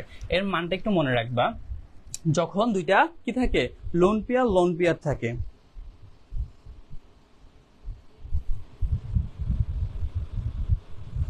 আচ্ছা কি হয় আমরা জানি এই যে এই জিনিসটার মধ্যে মুক্তজোড় ইলেকট্রন এবং বন্ধনজোড় ইলেকট্রন সবগুলোর মধ্যে কি বিকর্ষণের মান থাকে। আচ্ছা দেখো এই বন্ধনজোড়কে আমরা কি বলি বলতো, বন্ড পেয়ার বলি, ঠিক আছে, বিপি দ্বারা বোঝাচ্ছি বন্ড পেয়ার, ঠিক আছে, বন্ধনজোড় ইলেকট্রন। এটাকে মুক্তজোড়কে আমরা লন পেয়ার বলি, ঠিক আছে, লোন পেয়ার ইলেকট্রন। ওকে, আচ্ছা এখন কথা হচ্ছে দেখো সবচেয়ে বেশি বিকর্ষণ করে লন পেয়ার ইলেকট্রন। মনে করো যদি পানি থাকে, পানির আকৃতিটা একটু আগে থেকে দেখাই দিই, এখানে দুইটা ইলেকট্রন থাকে আর এখানে হাইড্রোজেন থাকে, এদিক দিয়ে হাইড্রোজেন থাকে। এই পানিটার মধ্যে দেখো ভাইয়া কি কি আছে, এই দুইটাকে আমরা কি বলতেছি বলতো, মুক্তজোড়, ঠিক আছে, এগুলোকে বলতেছি আমরা লন পেয়ার ইলেকট্রন। প্রথমে লন পেয়ারের কি বিকর্ষণ মানে কি, এই দুইটা কি ইলেকট্রন, আমরা জানি ইলেকট্রনকে বিকর্ষণ করে, কোনো আকর্ষণ করে না, ঠিক আছে, তাহলে এই দুইটা কি করবে, বিকর্ষণ করা ট্রাই করবে, এদের বিকর্ষণ মান সবচেয়ে বেশি হবে, ঠিক আছে। প্রথমে লোন পেয়ারের বিকর্ষণ মান সবচেয়ে বেশি, এরপর কি লোন পেয়ার আর এখানে কি বন্ড পেয়ার থাকে না, এটার মধ্যে কি থাকে বলতো, বন্ড পেয়ার মানে কি বন্ধন জোড় থাকে। এরপর লন পেয়ার আর বন্ড পেয়ার মধ্যে যে ইলেকট্রন থাকে তার মধ্যে বিকর্ষণের মানটা বেশি হয়, ঠিক আছে। এরপরে সবচেয়ে কম থাকে বন্ড পেয়ার। তুমি কি বুঝতে পারছো? মানে আমি বলতেছি আমরা যদি কতগুলো ইলেকট্রন দেখি, ইলেকট্রনগুলো কি থাকে, বন্ধন জোড় থাকতে পারে, বন্ধন জোড় মুক্তজোড় থাকতে পারে, অথবা মুক্তজোড় থাকতে পারে। এগুলো যদি আমরা কি বিকর্ষণের মানের কথা চিন্তা করি, বিকর্ষণ মান সবচেয়ে বেশি থাকে লন পেয়ার, মুক্তজোড়ের মধ্যে কি থাকে, বিকর্ষণের মান সবচেয়ে বেশি থাকে। এরপর লন পেয়ার, বন্ড পেয়ার, এরপর হচ্ছে বন্ড পেয়ার, ঠিক আছে, বন্ধন জোড়। এখন বিকর্ষণের মান এটা সবচেয়ে বেশি থাকে, এটার মান এরপরে থাকে এটা, ঠিক আছে। তাহলে দেখো এখানে কি থাকে, মুক্তজোড় থাকে না, এই মুক্তজোড় কি করবে, এখানে কি বন্ধন জোড় আছে ইলেকট্রন, এই বন্ধন জোড়কে কি করবে, বিকর্ষণ করবে। এর বিকর্ষণের মানটা দেখো এখানে কি আছে, মুক্তজোড় আছে না, মুক্তজোড়ের মধ্যে বিকর্ষণের মান থেকে কি হবে, বেশি হওয়ার কারণে সে কি করে, অনেক বেশি পরিমাণ কি করে, ফোর্স দিয়ে একদম এটাকে বাঁকায় ফলায়। বুঝতে পারছো, এটা কি করতেছে, বাঁকায় ফেলতেছে। আর নাহলে এটা কি আকৃতি কি হওয়ার কথা ছিল বলতো, এরকম হওয়ার কথা ছিল, ঠিক আছে। মনে করো মুক্তজোড় থাকার কারণে কি করে, এটাকে চাপ দিয়ে ফেলে, ঠিক আছে, এটাকে চাপ দিয়ে কি করে, এটাকে একদম নিচে নামায় ফেলায়। বুঝতে পারতেছো, নিচে নামায় এটা কি করে, একদম ব্যান্ড করে ফেলে। ওকে, তাহলে আমরা বলবো মুক্তজোড় এবং বন্ধন জোড়ের যে বিকর্ষণ মান অনেক বেশি হওয়ার কারণে এটা কি হয়, আকৃতিটার একটা বিকৃতি ঘটে, ঠিক আছে, এর আকৃতি হয় মুক্তজোড়ের যে বিকর্ষণ মান তার থেকে অনেক বেশি হওয়ার কারণে এটা কি হয় যে একটা বিকৃতি ঘটতেছে। এই বিকৃতির কারণে এর যে বন্ধন কোণের মান যা হওয়ার কথা ছিল, কত হওয়ার কথা ছিল বলতো, 109.5 হওয়ার কথা ছিল, 109.5 আর কি এটা থাকতে পারে না, ঠিক আছে। এটার আকৃতি এরকম হওয়ার কথা ছিল না, মনে করো এখানে এভাবে হওয়ার কথা, এটাকে আমরা বলবো মুক্তজোড় ধরে নিলাম, এরকম হওয়ার কথা, চতুস্থলকীয় হওয়ার কথা ছিল, তখন এটা কি চতুস্থলকীয় থাকে না, তখন এটাকে হয়ে যায় ত্রিকোণাকার পিরামিডীয় হয়ে যায়, বুঝতে পারছো কি? আচ্ছা তখন এটাকে আমরা কি বলবো, ত্রিকোণাকার পিরামিডীয়, তখন এর আকৃতি হয়ে যায় ত্রিকোণাকার পিরামিডীয়, ঠিক আছে। ত্রিকোণাকার পিরামিডীয় হওয়ার কারণে তখন এর বন্ধন কোণের মানটা কি হয়, একটু কমে যায়, ঠিক আছে। আগে কত ছিল, 109.5 হওয়ার কথা ছিল, তখন একটা কি মুক্তজোড় আসার কারণে, মনে রাখবা একটা মুক্তজোড় আসার কারণে তার কি হবে, বন্ধন জোড়ের মান কি হবে, 2.5 মানে আড়াই কমে যাবে, ঠিক আছে। তখন এর প্রত্যেকটা বন্ধনের দূরত্ব কত হবে বলতো, 107 ডিগ্রি হবে, 107 ডিগ্রি হবে। মনে রাখবা এখানে কি হচ্ছে বলতো, একটা লোন পেয়ার আসতেছে, লোন পেয়ার আসার কারণে এর যে আকৃতি কি হওয়ার কথা ছিল, চতুস্থলকীয় হওয়ার কথা ছিল, কারণ এর সমীকরণ কি sp3, তখন চতুস্থলকীয় না হয়ে এটা কি হয়, আড়াই মাইনাস হয়ে যায়। আমরা 109 থেকে যদি আমরা আড়াই মাইনাস করি তখন এটা হবে 107 ডিগ্রি হয়ে যায়। ওকে, আচ্ছা এখন এটা একটু কনফিউজিং হইতে পারে, ঠিক আছে, আমরা যদি পরবর্তীতে আরেকটা যাই তখন একটু ক্লিয়ার হবে। এই গেল হচ্ছে যে আমরা আরো একটা sp3 আছে, তার যখন দুইটা মুক্তজোড় থাকবে তখন কি হবে, আমরা একটু চিন্তা করি, চলো।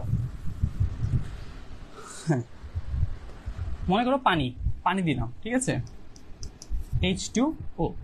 এখন H2 এর মধ্যে আমরা দেখবো এখানে কেন্দ্রীয় পরমাণু কি অক্সিজেন, ঠিক আছে। কেন্দ্রীয় পরমাণু অক্সিজেনের সর্বশেষ কক্ষপথে কয়টা ইলেকট্রন থাকে? 6টা ইলেকট্রন থাকে। তুমি ইলেকট্রন বিন্যাস করে দেখবা, অক্সিজেন হচ্ছে 8, ঠিক আছে, আর 2 এবং 6 থাকে। সর্বশেষ কক্ষপথে কয়টা ইলেকট্রন থাকে? 6টা থাকে।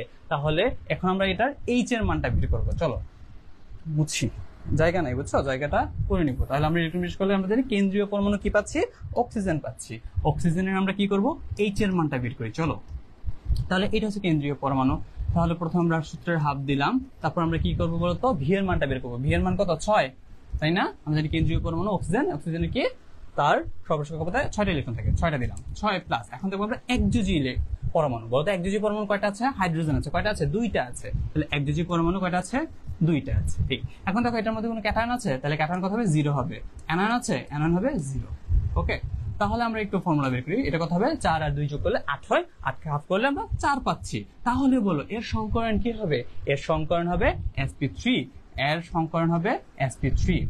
এখন আমরা দেখবো এটার সংকরণ sp3 হওয়ার কারণে আকৃতি কি হচ্ছিল? চতুস্থলকীয় হওয়ার কথা ছিল, তাই না? কিন্তু এর মধ্যে কিছু মুক্তজোড় ইলেকট্রন থাকে। এখন আমরা মুক্তজোড় ইলেকট্রনটা বের করা ট্রাই করি। চলো এল এর মানটা বের করি।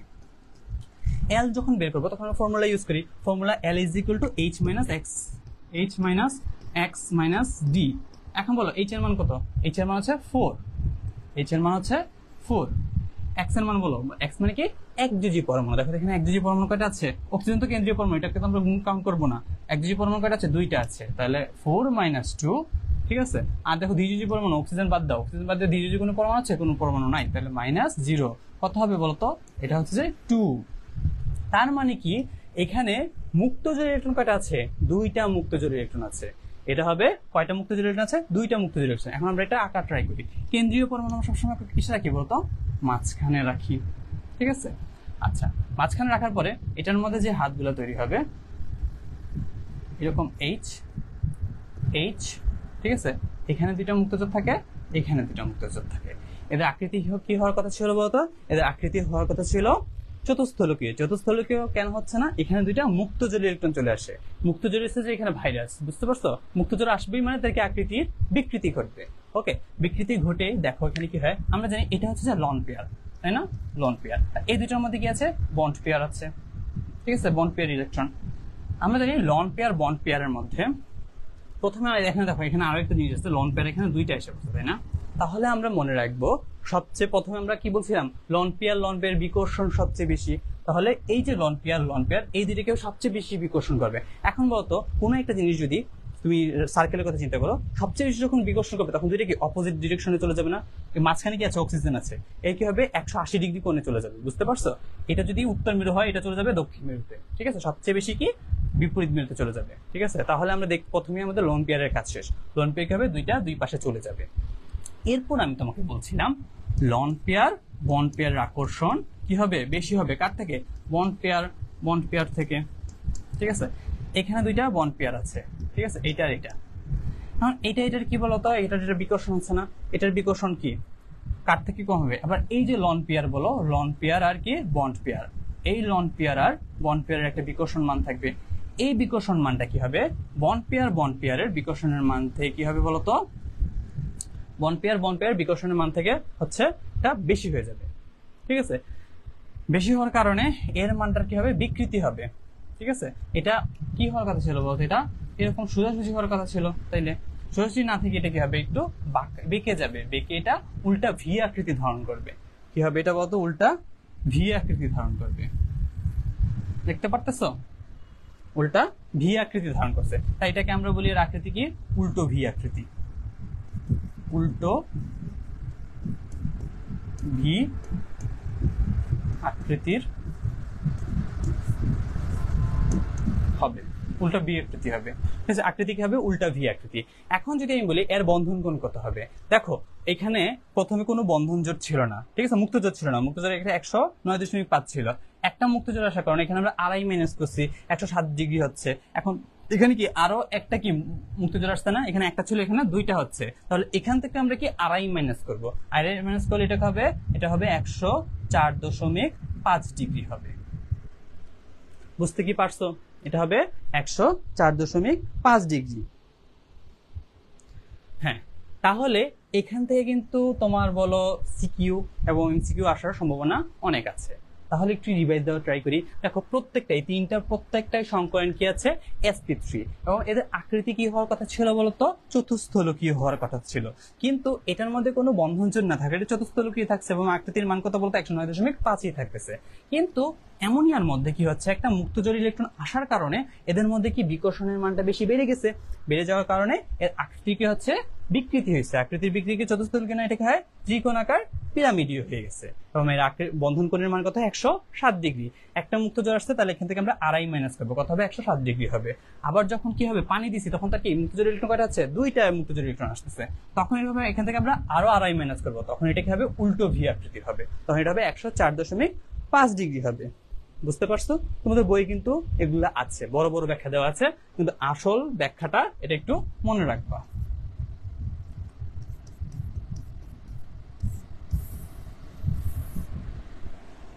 ওকে, আচ্ছা, তাহলে এটা একটু মনে রাখার ট্রাই করবে, এটা এমসিকিউর মধ্যে আসার মতো, ঠিক আছে?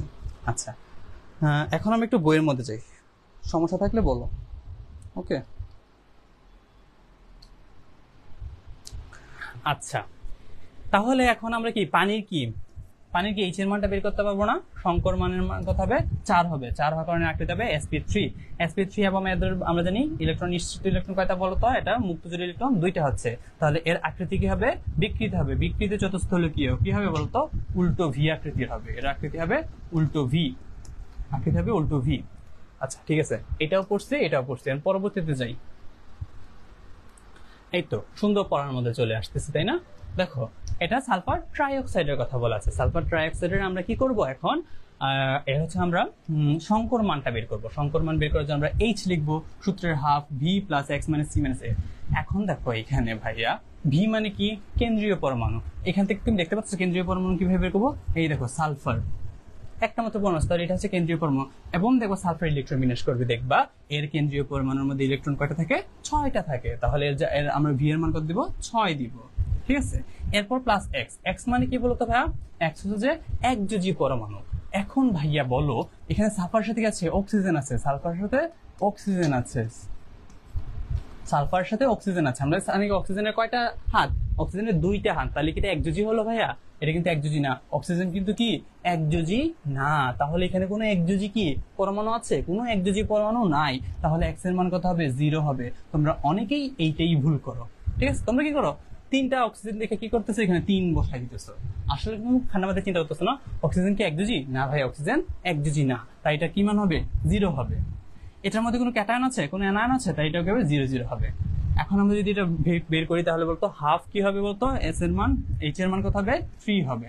এখন বলো যখন সংকর মান 3 হয় তখন সংকরায়ন কি হবে sp2 হবে, সংকর মান কি হবে বলতো sp2 হবে, এই যে sp2। এখন এখান থেকে আমরা মুক্তজোড় বের করতে পারবো না আগের মতো, এইচ দেখো l is equal to H এর মান কত আছে, এই যে 3, এই 3টা বসাইলাম, 3 একযোজী পরমাণু, বলতো এখানে কোনো একযোজী পরমাণু আছে, কোনো একযোজী পরমাণু নাই, তাই আমরা কি দিচ্ছি -0 দিচ্ছি, বুঝতে পারছো? এখন বলো ভাই কি দ্বিযোজী পরমাণু আছে, হ্যাঁ ভাইয়া দ্বিযোজী পরমাণু আছে, আমরা জানি অক্সিজেন কি দ্বিযোজী পরমাণু, তাই না? কয়টা আছে 3টা আছে, তাই আমরা কি দিব 3 মাইনাস করবো, তোমার বইয়ের মধ্যে কিন্তু আছে, খুব খুব ইম্পর্টেন্ট একটা এমসিকিউ, ঠিক আছে? তোমরা এটা ভুল করো, তখন আমরা কিন্তু 3 - 3 বলতো কত হবে 0 হবে, 0 হবে না? 0 হওয়ার কারণে এর কি কোনো মুক্তজোড় ইলেকট্রন নাই। এখন বলো আমাকে sp2, এই যে sp2 এর আকৃতি আদর্শ আকৃতি কি, sp2 এর আদর্শ আকৃতি কি বলতো, এটা সমতলীয় ত্রিকোণাকার, আমি তোমাকে পড়াইছি ওই যে চারটার মধ্যে আছে, তাহলে এটা কি হবে আকৃতি হবে আদর্শ মানের মতোই হবে, ঠিক আছে? সমতলীয় ত্রিকোণাকার হবে, কারণ এখানে কোনো কি নাই, এখানে কোনো মুক্তজোড় নাই। ওকে, ভালো করে দেখবা কোনটা একযোজী কোনটা দ্বিযোজী, এটা অবশ্যই খেয়াল রাখতে হবে। এরপর চলে আসি আমরা 4 নম্বরে। এখন দেখো সমস্যা হচ্ছে এই যে একটা যৌগ দিচ্ছে না, এই যৌগের মধ্যে দেখো কোন একটা কেন্দ্রীয় পরমাণুকে আমরা বের করবো, বলতো অনেকগুলা পরমাণু দেওয়া আছে, তাহলে তুমি কেন্দ্রীয় পরমাণুকে বের করতে পারতেছো, কেন্দ্রীয় পরমাণু বের করতে পারতেছো না, তখন তুমি কি করবা, তখন তুমি দেখবা এখানে এটা একটা গঠন আকার ট্রাই করবা, দেখবা হচ্ছে যে কার হাত সবচেয়ে বেশি থাকার পসিবিলিটি থাকে, ঠিক আছে? দেখো এখানে হাইড্রোজেনের আমরা জানি হাইড্রোজেনের হাত কয়টা, একটা থাকে, ঠিক আছে?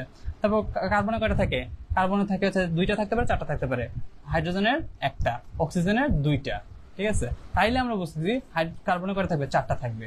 মানে এর আকৃতি কি, কার্বন মাঝখানে রেখে বাকি হাতগুলো কি হবে, অক্সিজেন কয়টা আছে, একটা না, এভাবে হবে অক্সিজেন, আর হাইড্রোজেন কয়টা আছে, 2টা আছে। এর আকৃতি হবে এভাবে, বুঝতে পারছো? মানে কি, কার্বনকে কেন্দ্র করে সে কি করতেছে, মূলত আবিষ্ট করে রাখতেছে। এটা আমরা এভাবে বুঝবো, বোঝার ট্রাই করব, ঠিক আছে। অথবা কি করব, আমরা কি করব, এখানে হচ্ছে দেখবো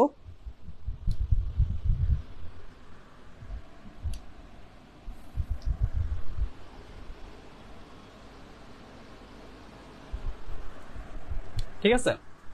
আবার দেখো এই পরমাণুর ক্ষেত্রে চিন্তা করো, POCl3, এখানে আমরা জানি অক্সিজেনের হাত কয়টা, 2টা, ঠিক আছে। ক্লোরিনের হাত কয়টা, 3টা। আমরা জানি ফসফরাসের মধ্যে কি ডি ব্লক মৌল থাকে না, ফসফরাসের যে ডি ব্লক মৌল, তার মানে কি সে চাইলে অনেকগুলো হাত তৈরি করতে পারবে, তাই না, অনেকগুলো হাত তৈরি করবে। তাহলে এখানে আমরা দেখতে পাচ্ছি যেটা ডি ব্লক মৌল হবে সেটা কি হবে, কেন্দ্রীয় পরমাণু হবে। তাহলে এখানে আমরা বুঝতে পারতেছি ফসফরাসটা হবে কি বলতো, কেন্দ্রীয় পরমাণু হবে, কেন্দ্রীয় পরমাণু হবে, ঠিক আছে। তাহলে আমাদের কাজ কি বলতো, এই যৌগগুলো থেকে প্রথমে আমাদের কেন্দ্রীয় পরমাণু বের করা প্রথমে আমাদের বুঝতে হবে, ঠিক আছে। দেখো এই যে এই যৌগটা দেওয়া আছে COCl2, আমরা জানি ক্লোরিনের কত হাত, একটা হাত, অক্সিজেনের কয়টা হাত বলতো, 2টা হাত, আমরা যদি কার্বনের কয়টা হাত থাকে, 4টা হাত। তাহলে কার্বন কি হবে, এখানে কেন্দ্রীয় পরমাণু হবে, কার্বন হবে কেন্দ্রীয় পরমাণু। ঠিক তেমনি এই CHO এখানে কেন্দ্রীয় পরমাণু হবে কার্বন।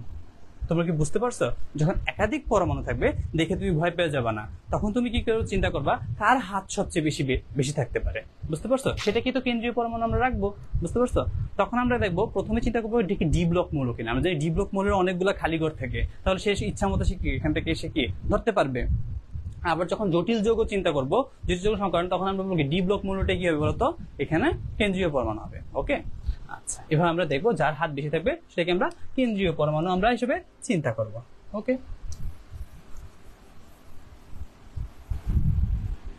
ওকে, এখন আমরা তাইলে বুঝে গেছি এই যৌগটার মধ্যে কেন্দ্রীয় পরমাণু হচ্ছে কার্বন, ঠিক আছে, কেন্দ্রীয় পরমাণু কার্বন, ঠিক আছে। কার্বনের তাহলে আমরা কি করবো বলতো, এখানে কার্বনের আমরা বের করবো, সংকর মানটা বের করবো, সংকর মান বের করে H=½ এখন হাফ লিখলাম। তাহলে এখানে কার্বন কি কেন্দ্রীয় পরমাণু, এই কেন্দ্রীয় পরমাণু সর্বশেষ কক্ষপথে কয়টা ইলেকট্রন থাকে, 4টা ইলেকট্রন থাকে, ঠিক আছে, 4টা ইলেকট্রন থাকে। এরপর আমরা সূত্রের জন্য কি দিব বলতো, সূত্রে একযোজী পরমাণু। দেখো তো ভাই এখানে একযোজী পরমাণু কোনটা, কয়টা আছে, আমরা জানি হাইড্রোজেন একটা একযোজী, এই হাইড্রোজেন একযোজী, কিন্তু অক্সিজেন কি একযোজী না, অবশ্যই অক্সিজেন কি একযোজী না। এটা যদি ভুল করো তাহলে তোমার ম্যাথ সব শেষ, ঠিক আছে। তাহলে একটা পাচ্ছি হাইড্রোজেন, একটা পাচ্ছি হাইড্রোজেন, তাহলে কত বলতো, একযোজী পাচ্ছি 2। তাহলে আমরা V+X ছিল না, V+X - C প্লাস এ ছিল সূত্র। তাহলে এক্স এর মানে একযোজী পরমাণু কত হবে, 2টা পাইছি। এটা খুব ভালো করে দিবা, দাগ দিয়ে দিচ্ছি, বুঝছো, তোমরা বইয়ের মধ্যে দাগ দিয়ে রাখবা, নাহলে তোমরা যখন রিভাইজ দিবা তখন এটা চোখে পড়বে। ভাই এরকমই করতাম আমি যখন করতাম, ঠিক আছে। এখন দেখো ক্যাটায়ন আছে, অ্যানায়ন আছে, কিচ্ছু নেই। তাহলে আমরা এটা ম্যানেজ করি, দেখো 4 সাথে 2 যোগ করলে কত হয়, 6, 6 থেকে হাফ করলে এটা 3 হবে। 3 এর জন্য কি হবে বলতো, sp2, 3 এর জন্য কত হবে, sp2, সংকরের মান sp2। এখন আমরা দেখবো এর মধ্যে লোন পেয়ার আছে কিনা, ঠিক আছে। লোন পেয়ার বের করে রাখবে, দেখো লোন মুক্তজোড় ইলেকট্রন আছে কিনা। মুক্তজোড় ইলেকট্রনের জন্য আমরা সূত্র কি পড়ছিলাম, L = H, H এর মান কত ছিল, 3 ছিল, L = H - X - D ছিল, তাই না। আচ্ছা, H এর জন্য মান 3 লিখছি, যে 3 এর মান। এখন X ছিল একযোজী পরমাণু, বলতো এখানে একযোজী পরমাণু কয়টা আছে, এই যে হাইড্রোজেন, এই যে হাইড্রোজেন, তাহলে একযোজী পরমাণু কয়টা, 2টা, এই যে একযোজী পরমাণু আমরা 2 দিচ্ছি। -D, D মানে কি দ্বিযোজী পরমাণু। দেখো তো এখানে দ্বিযোজী পরমাণু কি, আমরা জানি অক্সিজেনের কয়টা হাত থাকে, অক্সিজেনের হাত থাকে 2টা, ঠিক আছে। তাহলে এখানে অক্সিজেন হচ্ছে যে একটা দ্বিযোজী পরমাণু, তাহলে অক্সিজেন কয়টা আছে, একটা আছে, অক্সিজেন কয়টা আছে, একটা আছে, এই -1 দিলাম। তোমরা কি করো, অক্সিজেন দ্বিযোজী মনে করে অনেকে ভুল করে এটাকে -2 লিখে হলো, অবশ্যই এটা করবে না, ভুল করবে না। এটা হচ্ছে যে দ্বিযোজী পরমাণুর সংখ্যা লিখতে বলছে। ওকে, তাহলে -1 করলাম, 3 থেকে 3 গেলে 0 হয়, তাহলে এখানে কোনো কি হবে না বলতো, কোনো মুক্তজোড় ইলেকট্রন নাই। এখন বলো sp2 এর জন্য আকৃতি কি হবে, সমতলীয় ত্রিভুজাকার। এই যে আগের আদর্শ যে মানটা আছে সেটাই হবে, সমতলীয় ত্রিভুজাকার হবে। আমরা একটা ক্যাটায়ন নিয়ে আসি, চলো অ্যামোনিয়াম। অ্যামোনিয়ামের জন্য আমরা H এর মান বের করব, কোনো ভূমিকার মধ্যে যাচ্ছি না, প্রথমেই জানি এটা কেন্দ্রীয় পরমাণু, তাহলে এটার V এর মান কত হবে বলতো, 5 হবে, ঠিক আছে। H এর মান V+H, H মানে এই V+X বলছি, V+X, ঠিক আছে। X মানে একযোজী পরমাণু, বলো এখানে একযোজী পরমাণু কি হাইড্রোজেন না, কয়টা আছে, 4টা আছে, এই যে 4 লিখলাম, 4, ঠিক আছে। -A, ঠিক আছে, সূত্রের মাইনাস দিলাম। এখন এখানে এ বলতেছি সি মানে ক্যাটায়ন সংখ্যা, ঠিক আছে। এখন বলো মাইনাস সি মানে ক্যাটায়ন কয়টা আছে বলো তো ভাইয়া? ক্যাটায়ন আছে ভাইয়া একটা। ক্যাটায়ন কয়টা আছে ভাইয়া? একটা। এই যে -1 দিলাম, ঠিক আছে, -1 দিলাম। তাহলে আর অ্যানায়ন আছে 0, তাহলে এটা 4 হবে। 4 এর জন্য এটা হবে sp3। এখন এটা আমরা কি করব? মুক্তজোড় বের করব। এল এর মান যদি বের করি, এইচ এর মান কত? 4, এই যে 4। ভি এর মান, ভি এক্স এর মান 4টা, এই যে 4। কোনো দ্বিযোজী আছে? কোনো দ্বিযোজী নেই, তাহলে 0। এটার মানে হবে 0। এল এর মান যদি 0 হয় তাহলে এটা কি sp3 আকৃতি হবে চতুস্থলকীয় হবে। চতুস্থলকীয় হবে এর আকৃতি কি হবে? চতুস্থলকীয় হবে। যদি চতুস্থলকীয় এর বন্ধন কোণ হবে 109.5 ডিগ্রি হবে। এগুলো আমরা জানি, সবই জানি। সমতুল্য ত্রিভুজ আকার কি হবে? 120 ডিগ্রি হবে। আদর্শ মানটাই থেকে যাবে। বুঝতে পারছো? ঠিক তেমনি ভাই BF4 মাইনাসটা বের করতে পারবো না, একই জিনিস। এটা খালি অ্যানায়ন। অ্যানায়নটা আমরা কি করব? দেখো বোরনের সর্বশেষ কক্ষপথে 3টা থাকে, একযোজী ফ্লোরিন কয়টা আছে? 4টা আছে একযোজী। কোনো দ্বিযোজী নাই, ঠিক আছে, ফ্লোরিন একটা। এবং ক্যাটায়ন আছে বলতো? কোনো ক্যাটায়ন নাই, কিন্তু অ্যানায়ন আছে। অ্যানায়নটা আমরা কি করি? প্লাস করি, অবশ্যই প্লাস করি। এটা ভালো করে দেখে রাখবা, এটাতেই তোমরা ভুল করো, ঠিক আছে। তারপর দেখো এটা 4 এবং মুক্তজোড় কোনো থাকবে না, ঠিক আছে। 4 মাইনাস একযোজী কয়টা? 4টা আছে, 4টা, কোনো দ্বিযোজী নাই, তাহলে 0 হবে। তাহলে আকৃতি হবে চতুস্থলকীয়। বন্ধন কোণের মান 109.5 ডিগ্রি। ওকে, সবগুলা বের করা ইজি, সবগুলা বের করা ইজি। করতে পারবা না? মনে করো তোমাকে আমি কার্বনেটটা বের করতে বলছি। এখানে যে কার্বনেটটা দেওয়া আছে, কার্বনেটটা কি আমরা বের করতে পারবো? দেখো তো কার্বনেটটা বের করতে পারি নাকি?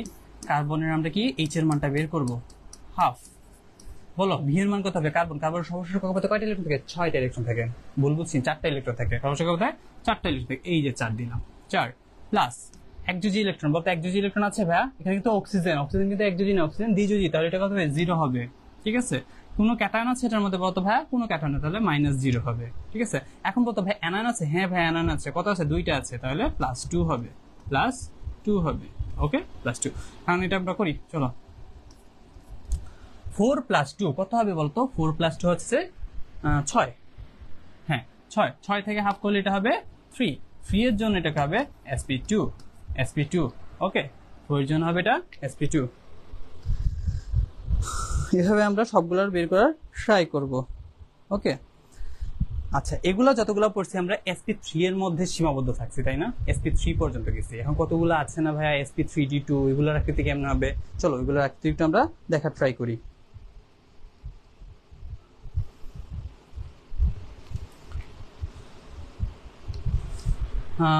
এটা কি করব? একটু আমরা একটু আগাই, এখানে এটা পড়ে যায়, একটু পিছাও, ঠিক আছে। আমরা কিছু পড়া রেখে আসছি, এই যে দেখো এগুলো আমি সব দেখাই দিছি, সবগুলোর বন্ধন কোণের মান, ঠিক আছে, সবগুলোর বন্ধন কোণের মান দেখাই দিছি।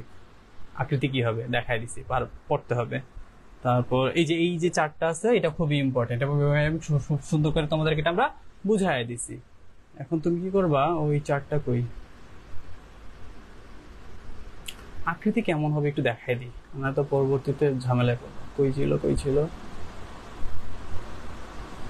হ্যাঁ দেখো, একটু আগে মুছি, খুবই বিশ্রী করে লেখা রাখছি।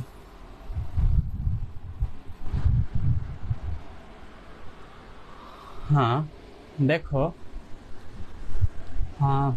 এটা একটা কি বলতো ভাইয়া? এই দুইটা হচ্ছে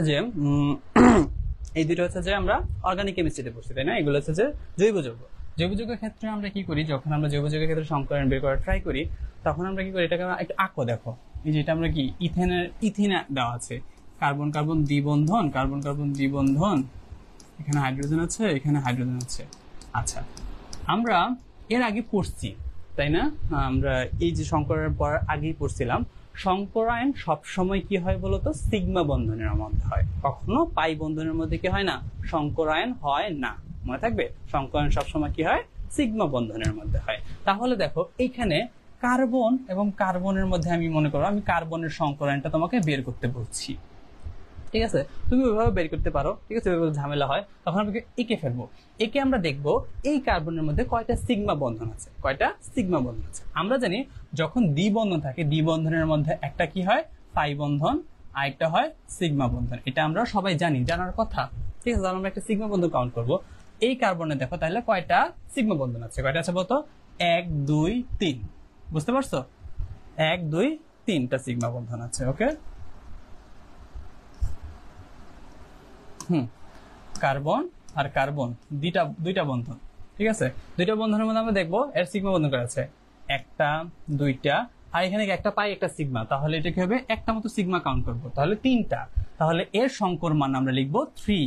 এই কার্বনের সংকর মান কত লিখবো আমরা? 3 লিখবো। 3 লিখলে আমরা বলে সংকরণ কি হবে? sp2 হবে। সহজ না? sp2 হবে। আমরা জানি এখানে কি আছে, হাইড্রোজেন আছে না, তাহলে হাইড্রোজেনের সংকরণ কি হবে? s হবে। তাহলে এটার মধ্যে যে বন্ধন আছে sp2s বন্ধন আছে, সমযোজী বন্ধন আছে, বুঝতে পারছো? এইটার যদি আমরা বন্ধন বলি, ঠিক আছে, তাহলে কি হবে? কার্বনের sp3s বন্ধন আছে। ওকে, আচ্ছা, এখন তাহলে আমরা এই কার্বনটা চিন্তা করে দেখাতো, এই কার্বনের সংকরণ কি বের করতে বলছি, আমরা সিগমা বন্ধন কাউন্ট করবো 1 2 3, তাহলে এটাকে হবে 3, সংকরণের মান কত হবে বলতো? 3 হবে। 3 এর জন্য এটাকে হবে sp2, ঠিক আছে। তাহলে আমরা বলবো এই কার্বনের সংকরণ কি? sp2। এটাই কিন্তু বলছে এই দুইটা কার্বনের মধ্যে কি সংকরণ আছে? sp2 সংকরণ আছে। এখান থেকে একটা এমসিকিউ আসতে পারে, এখানে আমাকে এই যৌগটা দিল, বললো এখানে কার্বন কার্বন বন্ধনে কোন সংকরায়ন হয়েছে, কোন সংকরায়ন হয়েছে বের করতে কি পারবা? এই যৌগটার মধ্যে কার্বন কার্বন বন্ধনে কোন সংকরায়ন হয়েছে।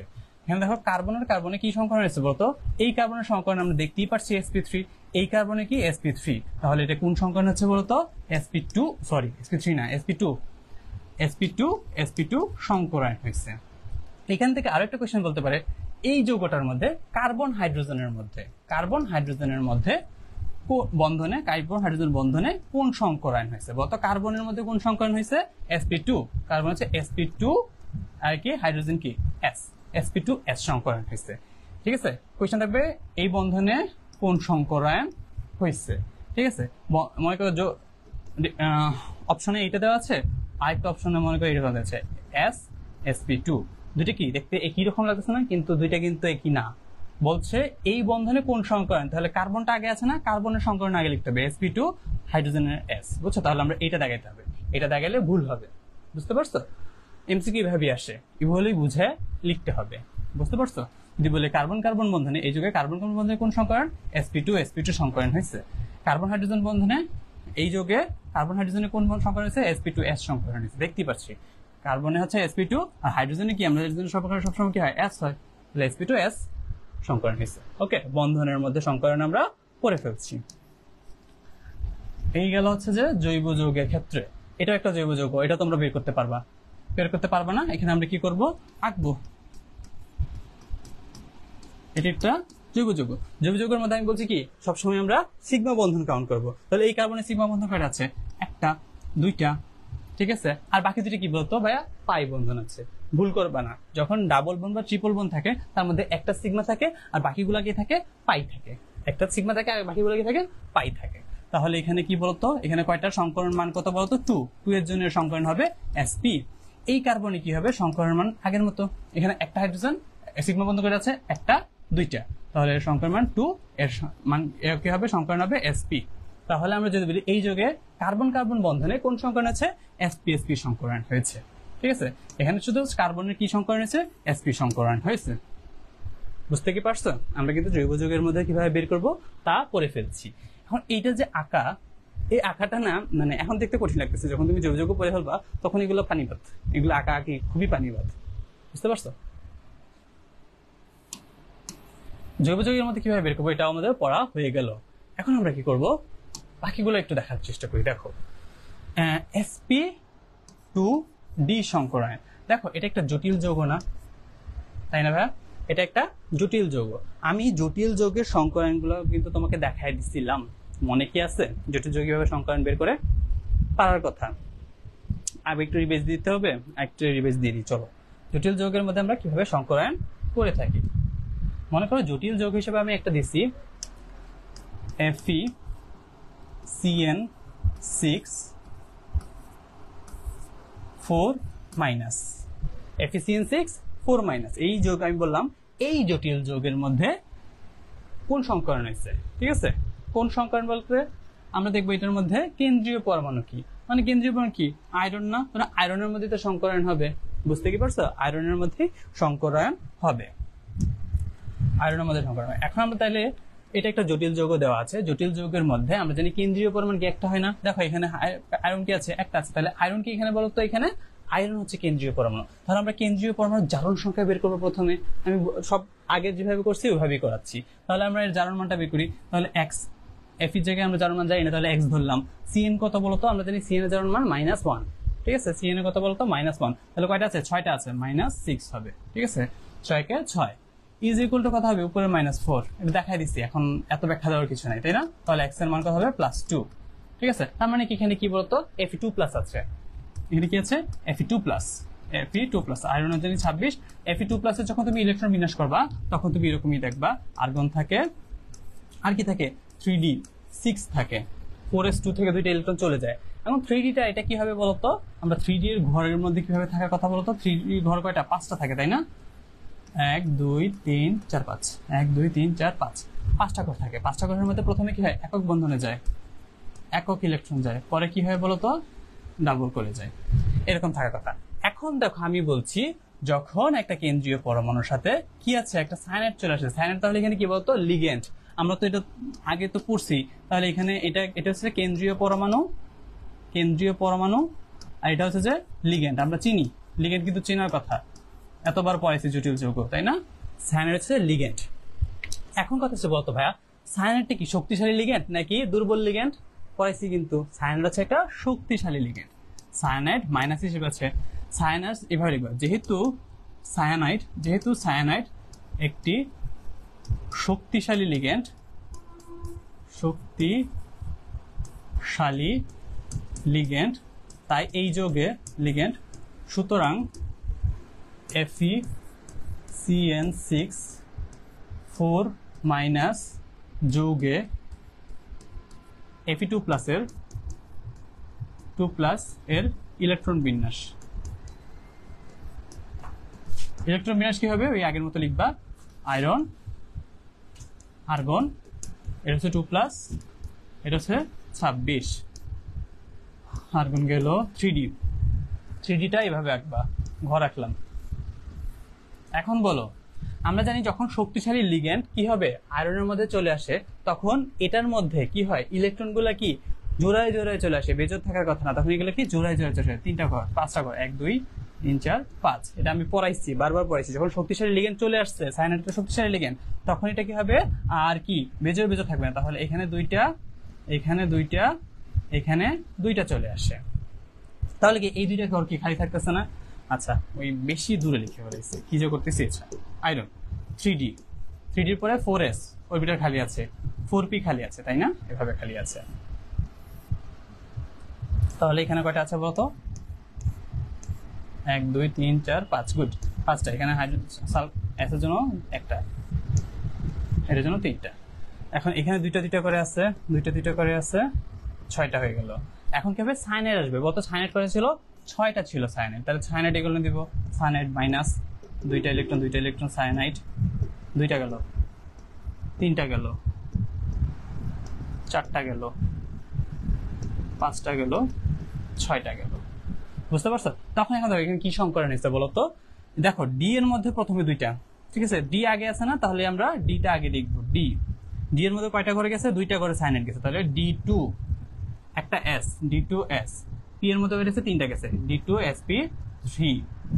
তাহলে এই জটিল যৌগে বলতো কি সংকরণ হয়েছে? D2sp3 সংকরায়ন হয়েছে।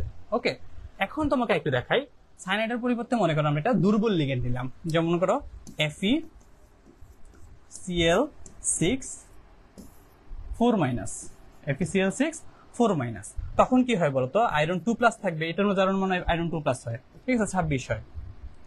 তখন যখন এটা ইলেকট্রন বিন্যাস করবো, আর্গন থাকবে, তখন এটা 3d6 থাকে, ঠিক আছে, 3d6 থাকে। 3d6 এর ঘর কি বলতো? 5টা থাকে, 2 3 4 5, 5টা থাকে। এখানে 4s থাকে, 4p থাকে, 1 2, আর কি থাকে? 4dও খালি থাকে। আচ্ছা, এখন আমি তোমাকে বলছি, এখানে দেখো লিগ্যান্ড কি? ক্লোরাইড, তাই না? আমরা জানি ক্লোরাইড একটা দুর্বল লিগ্যান্ড, দুর্বল লিগ্যান্ড থাকার কারণে এর যে ইলেকট্রন বিন্যাস আগে কি ছিল এরকম ছিল না, এটাই থাকবে, এটা আর চেঞ্জ হবে না। মানে কি প্রথমে দুইটা ছিল, একটা একটা একটা, বুঝতে পারছো? এটা পূর্ণ থাকবে, এটাকে কখনো চেঞ্জ করতে পারবে না। কারণ কি ফ্লুইড একটা দুর্বল লিগ্যান্ড থাকার কারণে এটা কি করবে, চেঞ্জ হবে না। তাহলে এর বাকি যে ঘরগুলো থাকবে সেগুলোতে কি যাবে, সায়ানাইড যাবে। কত সায়ানাইড কয়টা আছে ভাইয়া? সায়ানাইড বলতেছি। ক্লোরাইড কয়টা আছে বলতো ভাইয়া? 6টা আছে, 6টা ক্লোরাইড যাবে। এই যে ক্লোরাইড মাইনাস, একটা, দুইটা, তিনটা, চারটা, পাঁচটা, 6টা। এই যে 6টা গেছে, বুঝতে কি পারছো? এখন এটা আমরা সংকরণ দেখাতে বলতেছি, বলতো এর সংকরণটা কি হবে বলতো? দেখো প্রথমে ডি গেছে না, কত কিছু গেছে, এস এ গেছে না, তাহলে এস একটা, পি কয়টা বলতো? 3টা, sp3। ডি কয়টা বলতো? 2টা, sp3 d2। এর সংকরণ হচ্ছে যে, এর সংকরণ হচ্ছে sp3 d2, sp3 d2। আগের সংকরণ কি ছিল বলতো? d2 sp3। দেখছো দুইটা কিন্তু একই জিনিস, দুইটা একই জিনিস। দেখো তো কয়টা ঘর হচ্ছে? 2টা, 3টা, 4, 5, 6। তাহলে এর কি হবে বলতো? এর আমরা যদি সংকর সংখ্যা বলি, সংকরণ সংখ্যা কত হবে? 6 হবে। 6 এর জন্য আকৃতি কি হবে? অষ্টতলকীয়, আমরা পড়াইছিলাম। এটার আকৃতি হবে অষ্টতলকীয়। এটাও দেখো তো কত বলতো ভাইয়া? 1, 3, 4 আর 2, 6। তাহলে সংকরণ সংখ্যা 6। 6 হওয়ার কারণে এরও কি হবে বলতো? অষ্টতলকীয়। এও হবে অষ্টতলকীয়। এর আকৃতিও কি হবে? দুইটার আকৃতি কি হবে? সেমই হবে। 6 হওয়ার কারণে এটা অষ্টতলকীয় হবে, সেমই হবে। কিন্তু পার্থক্য কি বলতো? পার্থক্য একটা হচ্ছে d2 sp3 সংখ্যা আছে, আর একটা হচ্ছে sp3 d2 হয়েছে। এগুলো কিন্তু এমসিকিউ এর মধ্যে আসে। তাহলে তুমি কি এটাকে লিখতে পারবে না এইভাবে সুন্দর করে? আমরা একটা এমসিকিউ এর জন্য লিখি, কালোর মধ্যে দিয়ে লিখি না, এখান থেকে লাল দিয়ে দেখা যায় না। তাহলে একটা পয়েন্ট করে লিখে রাখবো বইয়ের মধ্যে, যদি লিগ্যান্ড, এই যে কোনো যৌগের মধ্যে লিগ্যান্ড শক্তিশালী হলে, লিগ্যান্ড শক্তিশালী হলে, দেখো লিগ্যান্ড যদি শক্তিশালী হয় আগে ডিতে প্রবেশ করবে, সংকরণে কি হবে? আগে ডিতে প্রবেশ করবে। তাহলে আমরা বলবো আগে ডি হবে। যেমন মুছি একটু, হ্যাঁ,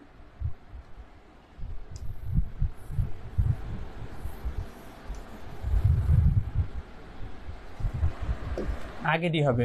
যেমন Fe শক্তিশালী, FeCN6, এটার মধ্যে আমরা দেখতেই পাচ্ছি সায়ানাইড কি একটা শক্তিশালী লিগ্যান্ড। শক্তিশালী লিগ্যান্ড হওয়ার জন্য এর সংকরণ কি হবে বলতো? d2 sp3 হবে, আগে ডি হবে। এই যে আগে ডি হবে, আগে ডি আনবো তারপর sp3 হবে, ঠিক আছে? এখন আরেকটা পয়েন্টে লিখবা, লিগ্যান্ড দুর্বল হলে, লিগ্যান্ড দুর্বল হলে পরে ডি হবে। যেমন উদাহরণ হিসেবে তুমি লিখবা FeCl6 4- এই যৌগের সংকরণ কি হবে? sp3d2, sp3d2। পারতে হবে, অবশ্যই পারতে হবে, ঠিক আছে? এটা খুব ইম্পর্টেন্ট। আচ্ছা কি বলছি বলতো? আমরা জটিল যৌগের সংকরণ কিভাবে বের করতে হয় আমরা শিখে ফেলছি। কিভাবে করব? প্রথমে আমরা এখানে দেখবো কেন্দ্রীয় পরমাণু কি? আয়রন। আয়রনে আমরা জারণ মানটা বের করবো, জারণ মান বের করে তার আমরা ইলেকট্রন বিন্যাস করব, মানে তার জারণ মান সহ ইলেকট্রন বিন্যাস করে আমরা দেখবো এটা কি এভাবে থাকে। তখন আমরা দেখবো তার লিগ্যান্ডটা কি শক্তিশালী না দুর্বল। যখন শক্তিশালী হবে তখন এর ইলেকট্রন বিন্যাসের বিকৃতি হবে, তখন এটা জোড়ায় জোড়ায় চলে আসবে, তখন কিছু খালি জায়গা তৈরি হবে, ঠিক আছে? তখন কি হবে? এই 3D এর মধ্যে কি হবে? দুইটা খালি জায়গা তৈরি হবে, আর 4 এগুলো থাকবেই, ঠিক আছে? তখন আমরা দেখবো যদি আমরা সায়ানাইড গুলো বসাই তখন এর সংকরণের মান কি হবে? d2 sp3। 3D তে 2টা, 4s তে 2টা আর 4p তে 3টা, তাহলে এটা হবে d2 sp3 হবে। আচ্ছা আগের মতোই থাকবে। আয়রনের মান কি হবে?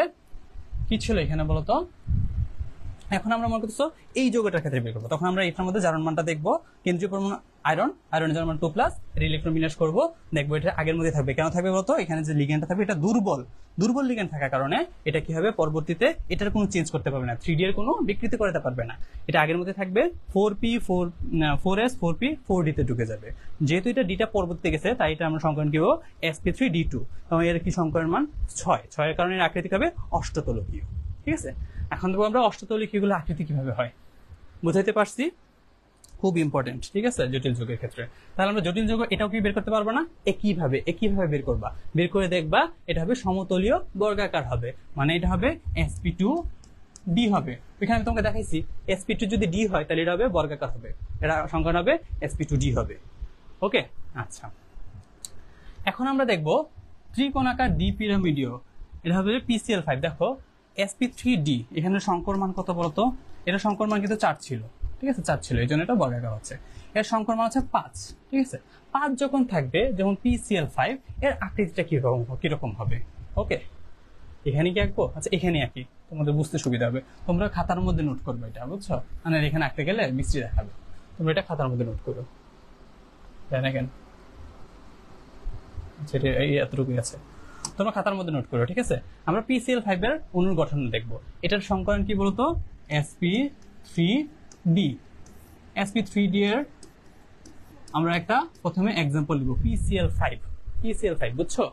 আচ্ছা আমরা জানি sp3 না, প্রথমে কেন্দ্রীয় পরমাণু কোনটা বলতো? ফসফরাসটা মাঝখানে রাখবো, ঠিক আছে। ফসফরাসটা মাঝখানে রেখে আমরা কি করবো? তার 3 কোণায়, প্রথমে কি ত্রিকোণাকার না, ত্রিকোণাকার বলছে, বুঝছো? তার মানে কি 3টা কোণায় কি দিবে তুমি বলতো? ক্লোরিন দিয়ে দিবা,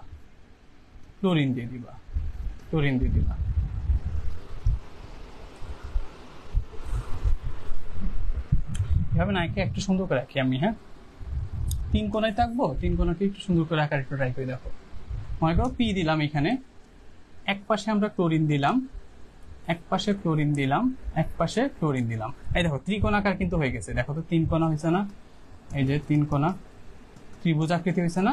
3 কোণা হয়েছে, ত্রিকোণাকার। এখন দ্বিপিরামিডীয় মানে কি? ত্রিভুজের উপরে 2টা কি বাহু দিয়ে দিবা, তাহলে এটা দ্বিপিরামিডীয় হয়ে যাবে। এখানে কি হবে? আর 2টা ক্লোরিন থাকবে না, 5টা ক্লোরিন। এই যে একটা ক্লোরিন এখানে বড় করে টান দিয়ে দিবা, আর একটা বড় করে টান দিয়ে এখানে ক্লোরিন দিবা, ঠিক আছে। এটাই হচ্ছে যে ত্রিকোণাকার দ্বিপিরামিডীয় গঠন। ওকে, ত্রিকোণাকার দ্বিপিরামিডীয় গঠন। এখন sp3d2 এর সংকরণে দেখো সংকর মান কত? 6। 6টা কি করবা? 6কে তুমি এভাবে ভাগ করবা, 4 আর 2 যোগ করলে কি 6 হয় না? এরকম না, চতুস্থলকীয় দ্বিপিরামিডীয়। অষ্টতলকীয়কে আমরা আগে কি বলতাম জানো? এটাকে আমরা আগে বলতাম চতুস্থলকীয় দ্বিপিরামিডীয়। এখন খুব সুন্দর একটা নাম দিচ্ছে, এটাকে আমরা অষ্টতলকীয় গঠন। একটু দেখা ট্রাই করি, এটা খাতার মধ্যে নোট করবা, বুঝছো? PCl5 কিভাবে আঁকতে হয় এগুলা। আচ্ছা এরপর আমরা কি করব? sp3d2 মানে এটার একটা एग्जांपल নিনি। एग्जांपल কি আছে বলতো? SF6 এর আকৃতিটা কিভাবে হবে? আমরা কেন্দ্রীয় পরমাণু জানি কি? সালফারটা আঁকবো, ঠিক আছে। আচ্ছা বলো তো এর আকৃতি আমি কি বলছি? অষ্টতলকীয়। এটার আগে কি নাম?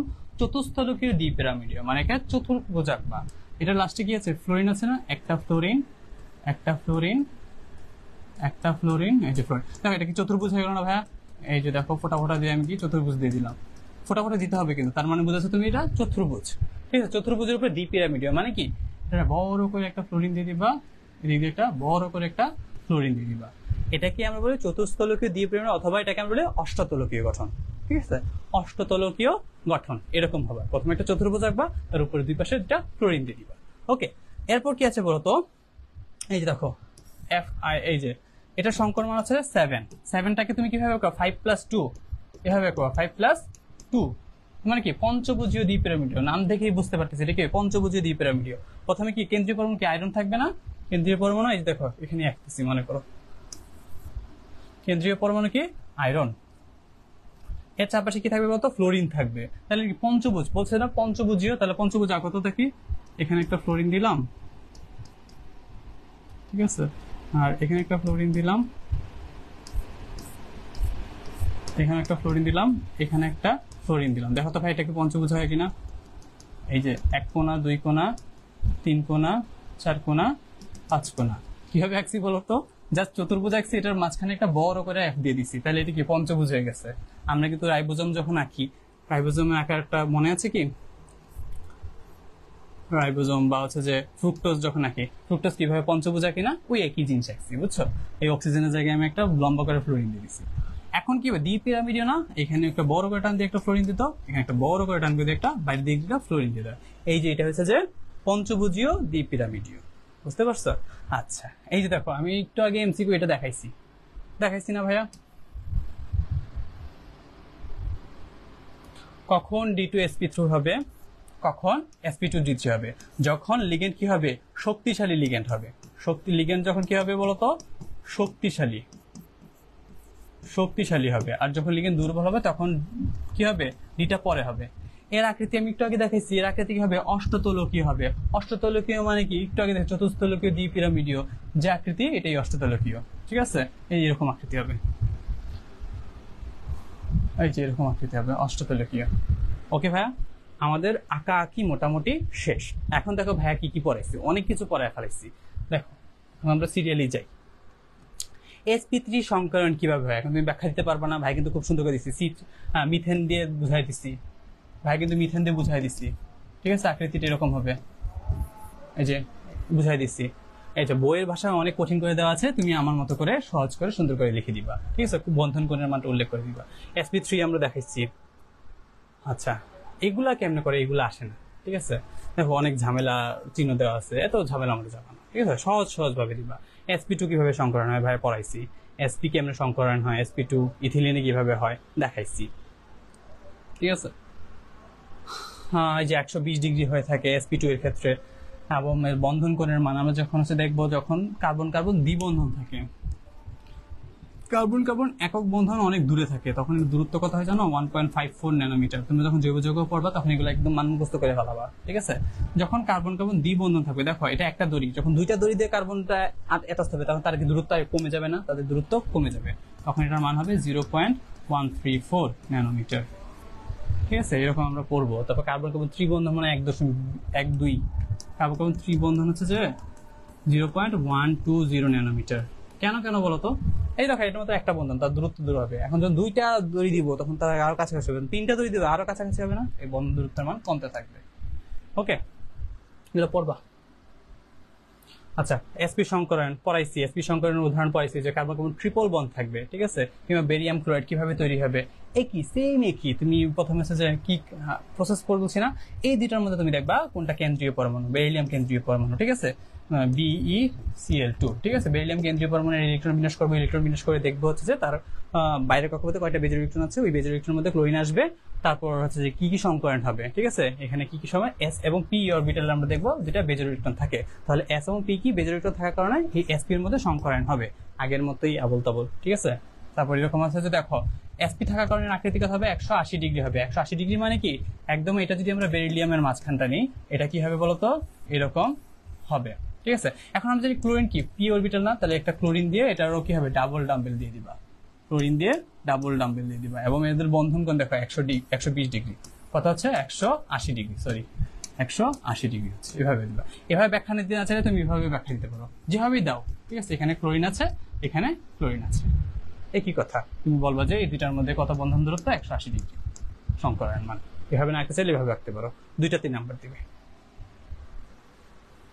স্ট্রেনের ক্ষেত্রে এগুলো দেখাই দিচ্ছি। আচ্ছা, সংকর বিটার সমযোজী বিটার আকৃতি সম্পর্ক, আকৃতিও দেখাই দিচ্ছি, কত ডিগ্রি থাকে, তাই না?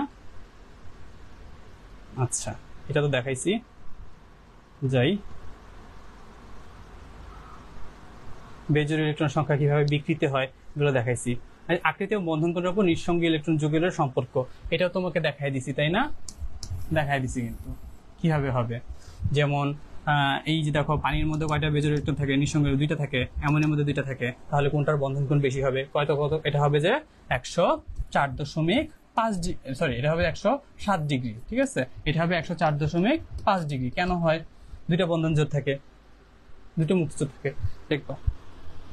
আচ্ছা, আমি তো তোমাদের সমস্যাগুলো দেখতেছি না, একটু দেখি। তার CCl4 এর ক্ষেত্রেও কি সেম না ভাইয়া? হ্যাঁ, একই সেমই হবে। আমরা CCl4 যদি দেখতে চাই, দেখো তো CCl4 এর কেন্দ্রীয় পরমাণু কার্বন। ঠিক আছে, কেন্দ্রীয় পরমাণু কার্বন, তাহলে 4 থাকবে। আমরা 4 এর সাথে 4 যোগ করবো, সংকর মানটা বের করতে পারছি, বুঝছো, এইচ এর মান পরে 0 হবে। ঠিক আছে, এটা হবে sp3 হবে, এটার মান হবে sp3, 4 মান হবে। sp3 হলে বলতো কার্বনের কি হবে, এরকম আকৃতি হবে, এরকম। ঠিক আছে, এরকম আকৃতি হবে। এখন ক্লোরিন কি মানে কি, এটার p অরবিটাল না, p অরবিটালের জন্য তুমি এরকম ডাম্বেল দিয়ে দিবা ক্লোরিন, যদি ভাবে আঁকতে চাও। ঠিক আছে, সরি ডাম্বেল হবে আর কি। ঠিক আছে, এটা ক্লোরিন, এটা ক্লোরিন, এটা ক্লোরিন, এভাবে হবে, তাই না? একই জিনিস পারার কথা।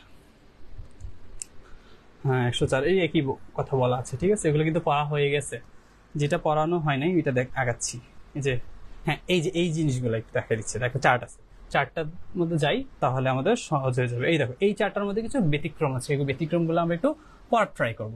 ঠিক আছে, কেন এদের আকৃতি কি হয়ে থাকে, বন্ধন কোণে কিছু বিকৃতি হয়ে থাকে, এইগুলার বন্ধন কোণে কিছু বিকৃতি হয়ে থাকে। চলো এখন বন্ধন কোণ আমরা কি কি পড়ছি, মনে করো যখন সংকরায়ন ভিন্ন হয় তখন বন্ধন কোণের মান কি ভিন্ন হয়ে থাকে, এটা আমরা পড়ছি। একটু নোটপ্যাডে চলে যাই, একই জিনিস দেখাবো দাঁড়াও, ঠিক আছে, বই থেকেই দেখাবো, এখন একটু আলাদা করে দেখাই নি দাঁড়াও। দেখো যখন প্রথমে বন্ধন কোণ, আমরা বন্ধন কোণ কিভাবে কিরকম হবে, বন্ধন কোণের বিকৃতি, বন্ধন কোণের বিকৃতিটা, ঠিক আছে, বন্ধন কোণের বিকৃতি, বন্ধন কোণ মানে বিভিন্ন রকম বন্ধন কোণ কেন হবে। প্রথম একটা বৈশিষ্ট্য হচ্ছে যে ভিন্ন সংকরায়নের কারণে হয় বন্ধন কোণের মান, ভিন্ন সংকরায়নে বন্ধন মান ভিন্ন ভিন্ন হয়ে থাকে, ভিন্ন সংকরায়নে বন্ধন মান ভিন্ন ভিন্ন। যেমন দেখো sp3 sp2 sp এগুলো কি ভিন্ন ভিন্ন সংকরায়ন না, দেখতেই পারতেছি এটার সংকরায়ন sp3 sp2 sp3, এবং এদের বন্ধন কোণের মান কি এক এক রকম হয়ে থাকে। ঠিক আছে, এটার মধ্যে চারটা থাকার কারণে কি হয়, চারটা হাত থাকার কারণে এর বন্ধনের মান কত বলতো 109.5 ডিগ্রি, এটার মান হয়ে থাকে 107 ডিগ্রি, এটা হয় 104.5 ডিগ্রি, তাই না। এখন যদি এক্সাম্পল দিতে চাও, এটা আমরা লিখবো মিথেন, এটা লিখবো অ্যামোনিয়া, একটা থাকে, এটা লিখবো আমরা পানি, দুইটা থাকে, তাই না। তাহলে কি বন্ধন কোণের মান যদি দেখি, এর বন্ধন কোণের মানটা অনেক বেশি। ঠিক আছে, ভুল লিখছি, উদাহরণ কি এটা হবে না, মাথা তো কাজ করতেছে না। আচ্ছা এখন একটু দেখি, চল একটু আস্তে আস্তে যাই। sp2 এর উদাহরণ কি দিয়েছিলাম, তিনটা বন্ধন কোণ মান 3 হবে, এর আকৃতি হবে 120 ডিগ্রি। ঠিক আছে, এর আকৃতি হবে 120 ডিগ্রি, sp এর আকৃতি হবে 180 ডিগ্রি। এখন যদি আমরা উদাহরণ দিতে চাই, sp3 এর উদাহরণ কি হবে বলতো, কি হইতে পারে sp3 এর উদাহরণ, sp2 এর উদাহরণ, আচ্ছা এই sp এর উদাহরণ কার্বন ডাই অক্সাইড। ঠিক আছে, তাহলে কার বন্ধন মান বেশি বলতো, sp3 এর বেশি, ভুল, sp এর বেশি, তারপরে sp2 এর বেশি, sp3 এর বেশি। তাহলে ভিন্ন সংকরণে কি বলা হয়, ভিন্ন সংকরণে বন্ধন কোণের মান ভিন্ন ভিন্ন হয়ে থাকে। একটা তো এটা আমরা জেনারেলি নলেজে হিসেবে জানি, জেনারেল নলেজে জানি। দ্বিতীয়ত মনে করো আমরা লিখবো হচ্ছে যে সংকরায়ন একই, ঠিক আছে, একই সংকরায়ন, যদি একই সংকরায়ন হয় তখন আমরা দেখবো একই সংকরায়ন, তখন দেখবো আমরা বন্ধন জোর, বন্ধন জোর মুক্ত জোর, সরি এলপি এর মান, এলপি ভিন্ন, তার কি হবে, এলপি ভিন্ন হবে। মানে কি সংকরায়ন একই কিন্তু এলপি ভিন্ন। দেখো প্রথমে আমরা দিচ্ছি মনে করো মিথেন, তারপর দিচ্ছি অ্যামোনিয়া, তারপর দিচ্ছি কি পানি H2O। আমরা দেখতেছি sp এর মধ্যে কোনো কি বন্ধন মুক্তজোড় আছে, কোনো মুক্তজোড় নাই, তাই তার কারণে এটার কি হচ্ছে, সবগুলো কি দেখো sp3, এটারও sp3 সংকরায়ন, এটারও sp3 সংকরায়ন, এটারও sp3 সংকরায়ন, তাহলে কি সংকরায়ন সবগুলো কি একই, সংকরায়ন একই হওয়ার ফলেও এটা কি হচ্ছে বন্ধন জোড় মানে মুক্তজোড়ের কিছু পার্থক্য আছে, এটা কোনো মধ্যে কোনো মুক্তজোড় নাই। LP = কত বলতো 0, তাই এর আকৃতিটা কত হচ্ছে বলতো 109.5 বন্ধন কোণ। ঠিক আছে, আচ্ছা এটার মধ্যে LP এর মান আমরা জানি 1, তাই এটা হচ্ছে 107 ডিগ্রি, এটার LP এর মান 2, তাই এর বন্ধন 104.5 ডিগ্রি, একটু আগে দেখাইছি। তাইলে যত বন্ধন জোড় কি বলতেছি মুক্ত জোড় বাড়বে, তাহলে আমরা এটা এইভাবে লিখবো, একটা শর্টকাট নিব, এলপি এর মান যত বাড়বে, ঠিক আছে, কোণের মান, ঠিক আছে, বন্ধন কোণ তত কি হবে বলতো কমবে। বুঝতে পারছো, দেখো যখন এলপি এর মান বাড়তেছে বন্ধন কোণ কমতেছে, যখন এলপি এর মান 0 হচ্ছে তখন বন্ধন কোণ বাড়তেছে। বুঝতে পারছো, তাহলে আমরা বলবো কি লোন পেয়ার যত বাড়বে বন্ধন কোণ তত কমবে, এই যে দেখাইছি, তাই না। আচ্ছা দ্বিতীয়ত মনে করো, তৃতীয়ত কি হতে পারে, সংকরায়নে মনে করে একই, সংকরায়নে একই প্লাস এলপি মানে হচ্ছে যে মুক্ত জোড়ও একই, তখন তুমি কি করবা, সংকরায়ন এবং কি মুক্ত জোড় দুইটাই কি আছে এক আছে, তখন তুমি কি দেখে এটা বন্ধন কোণ বের করবা। যেমন তোমার বইয়ের মধ্যে কিন্তু দেওয়া আছে, বইয়ের মধ্যে কোন উদাহরণটা বলতো, এই যে এই উদাহরণের কথা বলতেছি আমরা। ঠিক আছে, দেখো এই উদাহরণে দেখো এটাও sp3 সংকরায়ন একই, ঠিক আছে। বন্ধন মুক্তজোড় দেখো তো এখানে এক জোড়া, তখন আমরা কি করব বলতো, তখন আমরা দেখব কেন্দ্রীয় পরমাণু কি আছে। কেন্দ্রীয় পরমাণু এখানে নাইট্রোজেন, এখানে কি ফসফরাস। নাইট্রোজেন ফসফরাসের মধ্যে কেন্দ্রীয় পরমাণুর মধ্যে যার কি বলতো, যার হচ্ছে তড়িৎ ঋণাত্মকতার মান বেশি থাকবে, কি বলছি, কেন্দ্রীয় পরমাণু যার তড়িৎ ঋণাত্মকতার মান বেশি থাকবে, সেটার কি হবে, মুখ বন্ধন কোণের মান অনেক বেশি হবে। বুঝতে পারছি? এখন নাইট্রোজেন এবং ফসফরাসের মধ্যে নাইট্রোজেনের হচ্ছে যে 3, ফসফরাসের 2.1। নাইট্রোজেনের কি বলতো, তড়িৎ ঋণাত্মকতার মানটা অনেক বেশি। তড়িৎ ঋণাত্মকতা কি পড়াইছে মাইনুল ভাইয়া, খুব সুন্দর করে পড়াইছে, তাই না? আকৃতির তড়িৎ ঋণাত্মকতা। তাহলে নাইট্রোজেন এবং ফসফরাসের মধ্যে নাইট্রোজেনের হচ্ছে 3 আর ফসফরাসের 2.1। তাহলে নাইট্রোজেনের যেতে বেশি, তাহলে এর বন্ধন কোণের মানটা কি হবে, বেশি হবে। বন্ধন কোণের মান 107 ডিগ্রি হবে। এবং ফসফরাসের কি বন্ধন কোণের মানে হচ্ছে যে তড়িৎ ঋণাত্মকতার মান কম হওয়ার কারণে এই যৌগের বন্ধন কোণের মান কত হবে, 94 ডিগ্রি। ওকে, আমি একটু তাহলে নোটপ্যাডে আবার চলে যাই। NH3PH3, আচ্ছা, যেমন হচ্ছে যে NH3 আর PH3, দেখো এই দুইটার মধ্যে কি sp3 সংকরণ আছে, sp3 সংকরণ মানে কি, এবং দেখবা এর মুক্তজোড়, ঠিক আছে, মুক্তজোড় এখানে দুইটা আছে, বের করে দেখবা, দুইটাই বের করে দেখবা। এখানে মুক্তজোড় কয়টা আছে, একটা আছে, এখানে একটা, এখানে একটা। তাহলে বলতো সংকরণ একই, মুক্তজোড় একই। তখন আমরা কি দেখবো, কি কেন্দ্রীয় পরমাণু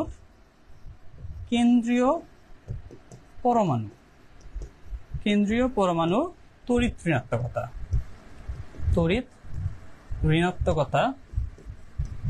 ঋণাত্মকতা যত বেশি হবে, কেন্দ্রীয় পরমাণু তড়িৎ ঋণাত্মকতা যত বেশি হবে, কি হবে বলতো,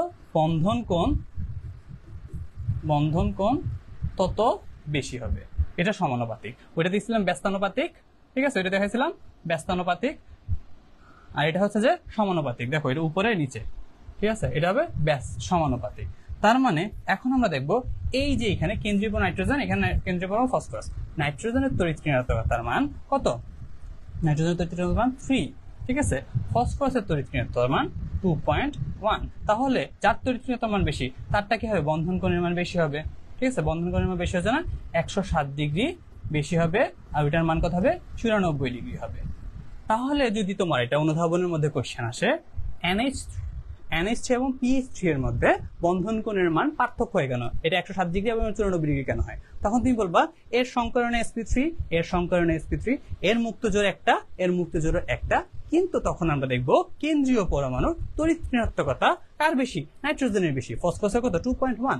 তাই আমরা বলবো যার কেন্দ্রীয় পরমাণুর কি তড়িৎ ঋণাত্মক মান অনেক বেশি, সেটার বন্ধন কোণ অনেক বেশি হবে। বুঝতে পারছি? এই ব্যাখ্যাটা দিতে পারবা না? আচ্ছা, এটা বইও আছে, দেখাবা। এইটা গেল। আরেকটা কন্ডিশন আছে, 4 নম্বর কন্ডিশন। 4 নম্বর কন্ডিশনটা এরকম, মনে করছে সংকরায়ন, ঠিক আছে, সংকরায়ন 1, LPO 1। আরেকটা কি বলছে বলতো, কেন্দ্রীয় পরমাণু যেটা আছে, কেন্দ্রীয় পরমাণুর তড়িৎ ঋণাত্মকতাও 1। এই সবগুলা মনে করো 1 আছে। তখন আমরা বন্ধন কোণ কার বেশি কিভাবে বের করবো, একই। তখন আমরা কি করব, দেখব ওই কেন্দ্রীয় পরমাণুর সাথে কোন পরমাণুটা আছে, তার সঙ্গী কে। তার সঙ্গী যদি ভালো হয় সে হবে ভালো, তার সঙ্গী যদি ব্যাড হয় সে হবে খারাপ, ঠিক আছে। তখন আমরা দেখব সঙ্গী পরমাণু, ঠিক আছে। তাহলে কেন্দ্রীয় পরমাণু এর পাশের, ঠিক আছে, পাশের পরমাণু দিকে বুঝবা, এটাই লিখো। তাহলে কেন্দ্রীয় পরমাণু ছাড়া বাকি যে পরমাণু থাকবে, পাশের পরমাণুর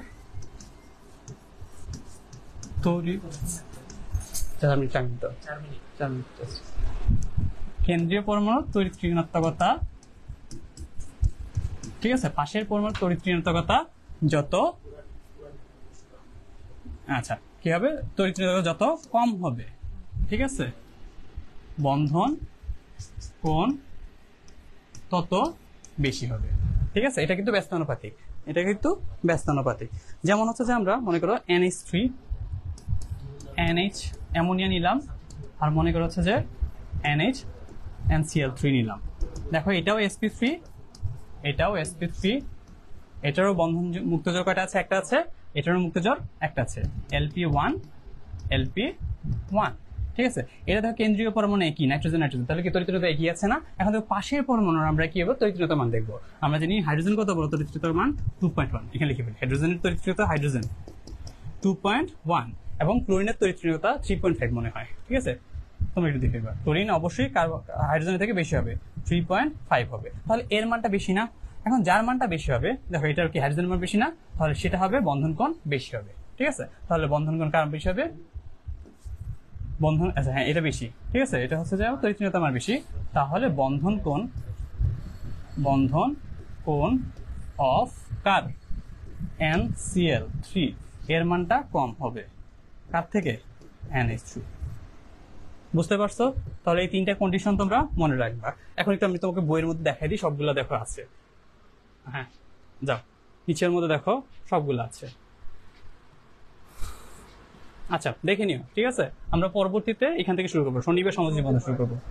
আপাতত এতটুকু থাকো, তোমরা সবাই ভালো থাকো, wish you all the best. হ্যাঁ ও আচ্ছা, তোমরা রিভিউ দাও না, ঠিক আছে ভাইয়া, খুবই কষ্ট পাই, এত কষ্ট করে ক্লাস নেই, আমার মনে হচ্ছে না ক্লাস ভালো হয় না।